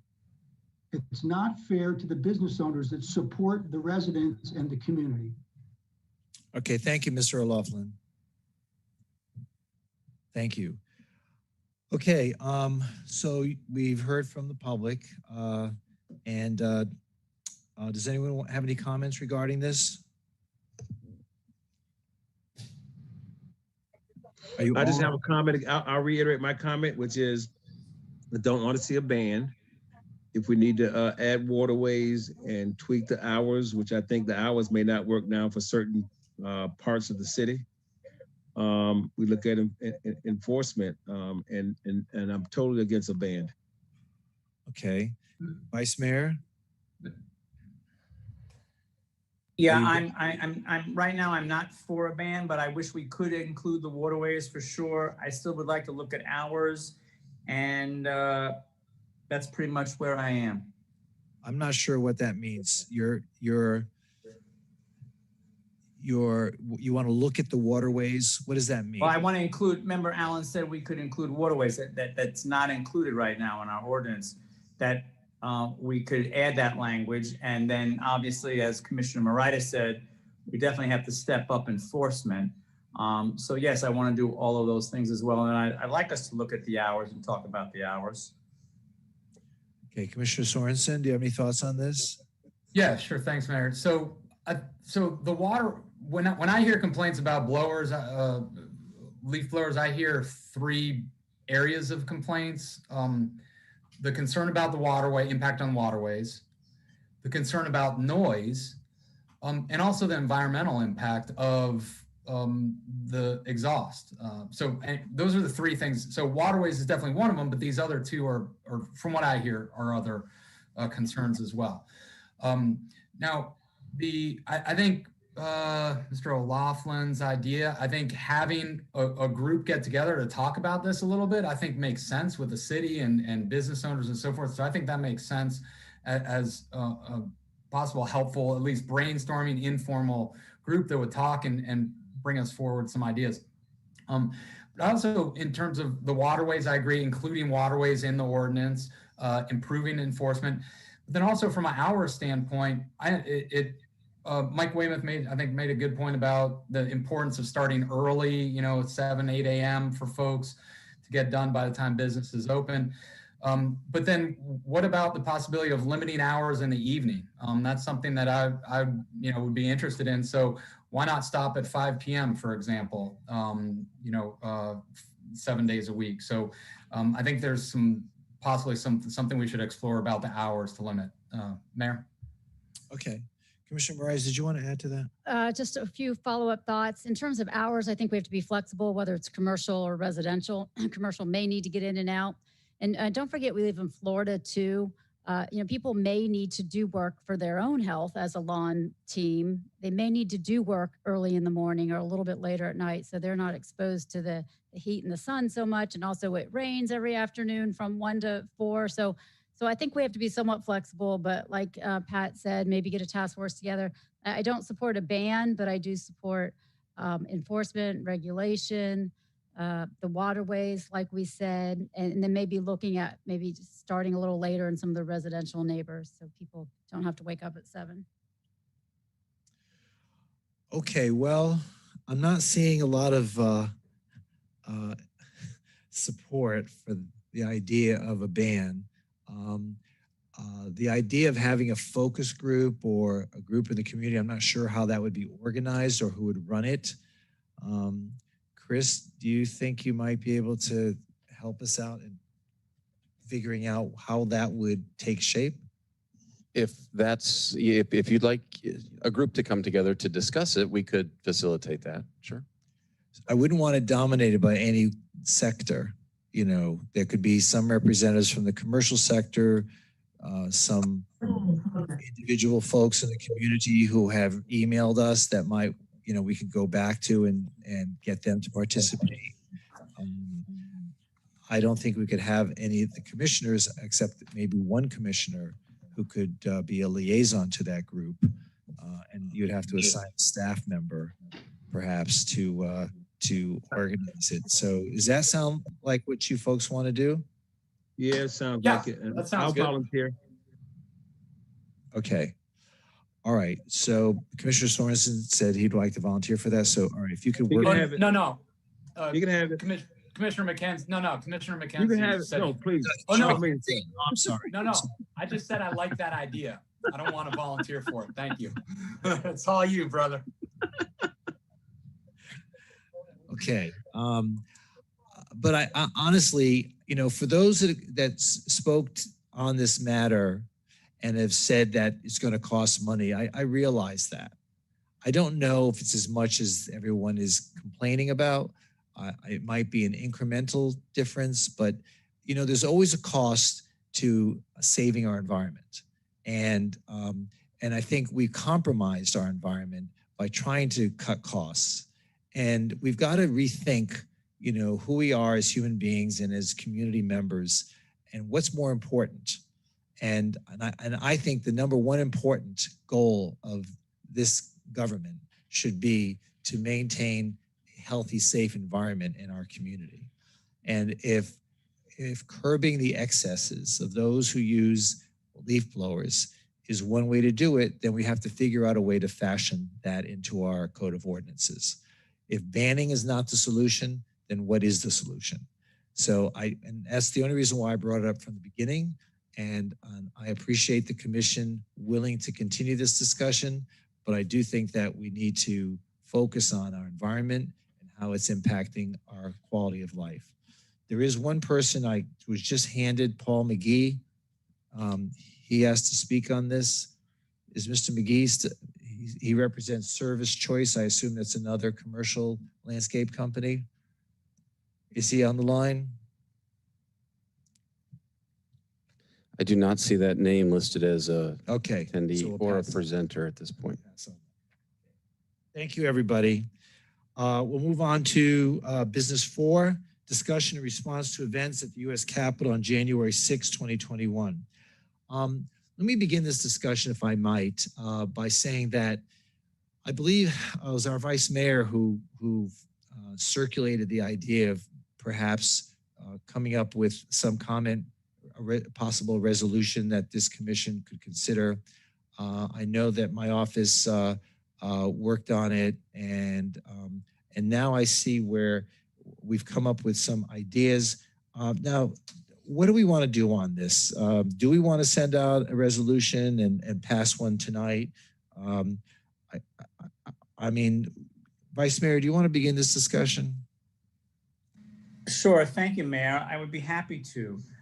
Well, I think I contacted Chris almost immediately after the events, or maybe even during the events of January 6th. And I felt that as a city, as an elected body, we should say something. Subsequently, I've noticed that this has happened across the country and other municipalities. I even circulated today, I think Chris circulated for me my version of the resolution. And I also, just to show everyone in comparison, I also sent out Miami Beach's resolution. I don't think mine is quite as forceful. I don't name names. I don't do that. I talk about principles. I talk about issues. I hope you all had a chance to read it. I think Chris sent it out this morning, I'm not sure. But I just felt very strongly that as a city commission, we have a right to, and actually an obligation to express ourselves with regards to what happened and to make sure that our constituents understand how seriously we take this. Because the whole day that I was watching that, I just kept thinking, well, that could be City Hall, that could be county government, that could be any seat of government. So I felt very strongly about it, and that's why I have circulated to you what I feel is appropriate. I don't feel it's over the top. I don't feel it's less than what's necessary. And that's exactly why I contacted Chris, and why I feel that it is important for us to speak as elected officials about an event that happened in our nation, to not just our democracy, but to elected officials, to all of our federally elected officials that had to hide and had to cower, and what almost happened on that day, as we find out more and more every day, where, and I have that in my resolution about the fact that we almost saw something so catastrophic where the lives and the safety of the vice president, the Speaker of the House, the President pro tem of the Senate, 3 individuals in line of succession to the presidency could have easily been hurt or maybe even killed. So I felt very strongly about it. And Mayor, that's why I asked for this agenda item today. And that's why I circulated a draft. Okay, thank you. Does anyone have any other comments on this? All right, well, Is this something we're going to vote on tonight? we could, if we decide to. Are we voting on, I have 3 versions in front of me. I have the mayor's version, I have vice mayor's version, and I have Miami Beach's Right. version. What version are we discussing? We're discussing, I'm not sure we need to go into Miami Beach's version. I think we could just discuss our 2. I'm good with either one, either the one that my office prepared or the one that the vice mayor's office prepared. I'm good with either one. I do agree with the vice mayor that we should be on record in response to this, even though it's been over 2 weeks since the event occurred. I do think that our community should be on record in reacting to what did occur. So, like I said, I'm good with either one, and so whichever one we decide on, that would be something I think we should vote on tonight. I don't want to point out specific lines or issues with either more. I do tend to support Vice Mayor. You're very eloquent and well written, and I appreciate your resolution. I probably support the mayor's and the how I just support the tone of it a little bit more. The only one line, Vice Mayor, I'm a little concerned about your resolution is, whereas elected officials who continue to lie about the election legitimacy have done and continue to do great damage to our democracy at a time when we need to educate the radicalized among us who are so full of hate. That sentence strikes me a little bit because I don't know who we're defining. Who are the radicalized among us? And I feel like that's probably maybe not a position we want to try to determine. I don't know if it's, that one sentence kind of alarms me a little bit. So I tend to lean a little bit more towards Mayor Trentalis. We're certainly welcome to discuss it if you want, and if you feel strongly. I mean, there are 5 of us about picking one over the other. Yeah, that one sentence, I wasn't sure where we were going with it. I guess. Okay. Mayor. Yes, Commissioner. Yeah, I appreciate you and Vice Mayor putting your thoughts into this. I was horrified by what happened at the Capitol. I used to work there. It is just, the criminal activity was appalling. And the good news is the strength of our democracy, the ability for our democracy to persevere, survive, and thrive through this horrific act is just amazing. So I'm just so grateful for that. I appreciate both of you doing it. I would like us, in my ideal world, I would like us to pass something unanimously that we all agree on. So if we can find a unanimous statement, I think that'd be fantastic. And Heather, I think, you know, your points are fair. So if Heather's uncomfortable with that sentence and the vice mayor's statement, maybe if that sentence is removed or adjusted in a way that Commissioner Rice feels comfortable with, then I'm all for it. I would like us to be unanimous on this. Thank you. Vice Mayor, what are your thoughts? Well, I would say, and I certainly respect Commissioner Moritas's opinion on this. I think that was put in there because, first of all, I do believe the first half for sure that as elected officials cannot continue to lie to people, and I think that has done the damage, and I think that it also led to the radicalized people are the people who actually would go and charge and murder the police in the Capitol. If you are a murderer of police because you believe an election was stolen, then you are radicalized. So that's what my thought process was there. You were definitely radicalized. Let me ask you this. Let me ask you this. Would that clause be equally powerful if we ended at the word democracy? Elected officials who continue to lie about the election legitimacy have done and continue to do great damage to our democracy, period. That's fine with me. I'm willing to compromise on that. I'm fine with that. If you want to strike, you know, at a time when we need to educate the radicalized among us who are so full of hate, that's fine with me. But I will make the point that I think it is easy to identify the radicalized among us. People that will resort to murdering elected officials and police, they are radicalized and they have been led down that path by being lied to. So, but I'm fine with that, Mayor. I'm fine with eliminating that. Okay. Are you good with that, Commissioner Moranis? I am good with that. And I think, Vice Mayor, it's just when we're starting to educate radicalized, you know, that could, maybe even it's the word educate them. What are we really? We're just going to eliminate that whole. Okay. It's kind of just eliminate the whole clause. And I do want to start as Ben said too. I also strongly condemn what happened, and I hope you all understand that too. I do have some other thoughts and issues that I also wanted to kind of at least publicly say in addition to this. And I don't know if maybe now would be the time or when we vote on it tonight, whatever you think, that I did spend time just to kind of think about and write down. So you let me know. Do you think it's better to wait until we vote in a public setting? Okay, we can do that. Thank you. And I'm happy to vote on one of them. And I do agree with you. I do just want to share some thoughts on some other issues I think are important to address. You want to share it now? If you'd like me to. Yeah, go ahead. I'm probably going to read on my script because I have spent some time thinking about this and working out these thoughts. And I did start, probably not really a good idea to make jokes about this, but I did say, as the only Republican on the commission, let me address the elephant in the room. So being the elephant, so as the only Republican, this is, you know, somewhat partisan. I know we normally don't take on partisan issues, and I condemn obviously everything that happened, but I think a few more things have happened after that too that I just have bothered me.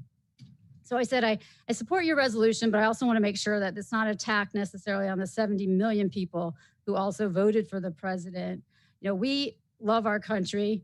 We love our people. We may just go about things with different policies. And I want to make sure that it's not an attack on Republicans, you know, as much as we're condemning this one act of violence. And, you know, Republican officials from Broward County to the National Committee, we've all condemned the violence that took place at the Capitol. And we've also condemned violent protests in recent months. I want to make sure we don't conflate those who rioted in the Capitol with those who peacefully protested outside. Doing so just really creates greater tension and division. It's dangerously pushing us down a road of censorship. in which anyone who disagrees with those in power are ostracized and silenced. And I do feel like some of that has happened. Maybe it's a slippery slope that we need to be careful about. And hopefully there is a bipartisan solution to how we move forward with our social media and Twitter and Facebook and all that.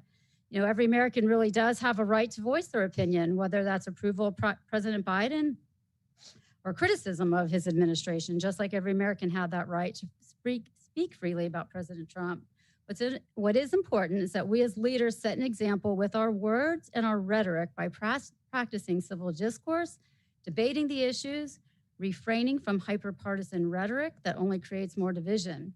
Violence is wholly unacceptable, never the answer, but neither is censorship. Here in the city of Fort Lauderdale, we must strive to protect free speech, whether we personally like the content of that speech or not, and do the best to focus on policies that lift our neighbors up.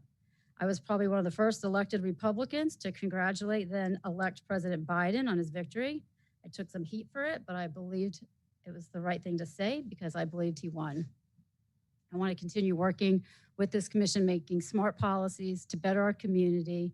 Our country is divided and hurting, but I was encouraged by President Biden's call for unity yesterday, and I really appreciated his remarks to his senior staff about conducting themselves with decency, and I believe we do this on our commission as well, and we will continue to. I really liked when he said, if you're working with me and I hear you treat another colleague with disrespect, talk down to someone, I promise I will fire you on the spot. Everybody is entitled to be treated with decency and dignity. I agree with President Biden. Everyone's entitled to be treated with decency, dignity, no matter what their belief. So in light of his mandate to move forward in a spirit of unity, let us come together in the name of free speech, civil discourse, peaceful protest, and respect for our most sacred democratic values. Like Vice Mayor Glassman said earlier, Amanda Gorman, so poetic. The young poet eloquently stated yesterday, we lift our gazes not to what stands between us, but what stands before us.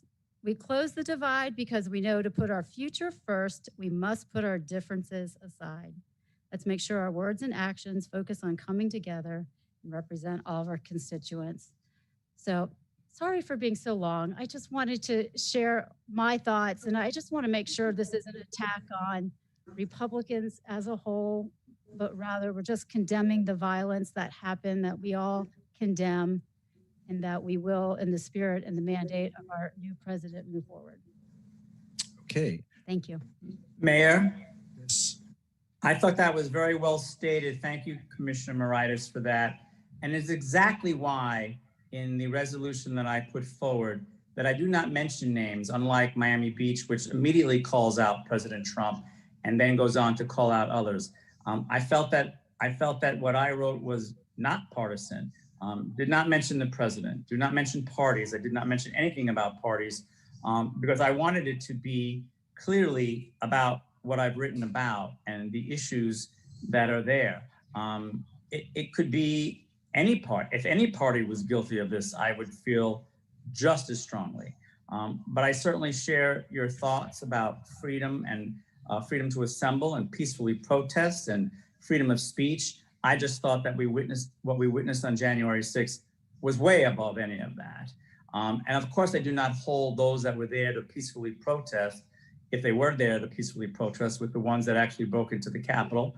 Although, unfortunately, I do feel that the ones that were even there to peacefully protest were called there to protest and basically stop the counting of the Electoral College. So to me, there is a series of events that leads to another series of events. I didn't get into all of that really, and I try to keep it much less specific than that without calling out names, and that's why I put the version in front of you. But again, I am very happy to delete at a time when we need to educate the radicalized among us who are so full of hate. I'm very happy to strike those words. That's not an issue for me, and that's how I feel, Mayor. Okay, so there seems to be a growing consensus to perhaps accept the resolution that has been scribed by the Vice Mayor as amended, taking out that last section of the fourth whereas clause after the word democracy. Does anybody else have any comments with regard to that? Can we put it on the agenda for tonight? We can. Are we good? Okay. I mean, Let's do we do that. want to merge your two resolutions together? Just have a lot of whereases? Did you I like mean, what I they're both wrote? are lovely. I liked what we wrote here. Yeah, I think they're both well done. I just think that one little clause kind of, maybe you just merge them and we vote on that. Maybe we can merge these together. I think some of the comments that were made in mine were touching. It's very touching, Mayor. There's also a lot of presidential quotes. That's why I didn't even want to name names, but there are a lot of presidents quoted right here. To be fair and balanced. Excuse me? I tried to be fair and balanced. Yes, I understand. I understand. Again, it's whatever the commission would like to do. I do know that it probably needs some cleaning up anyway. I noticed that mine had some little bit of technical errors, but I'm sure the city attorney's office knows how to present a resolution. What about if there is redundancy? How do we go about now? Do we look and see where there is redundancy? Or, I mean, I don't think you have to just combine the two because there are some common words here and thoughts. You tell me. Well, why don't I have my staff work on that and we'll present it and we'll send it out before tonight's meeting. You can look at it. All right. Sounds fine. Okay. All right. Very good. If there's nothing else on that, that ends the old and new business. Now we have a city manager's report. Chris, do you have a Mayor, I report was tonight? reserving that to talk about the changing of the vaccine site. We've already handled that earlier in the meeting, so that would have been my report. Okay. Anybody else have anything else you'd like to bring up at the conference meeting? All right. There being none, meeting adjourned. We don't have a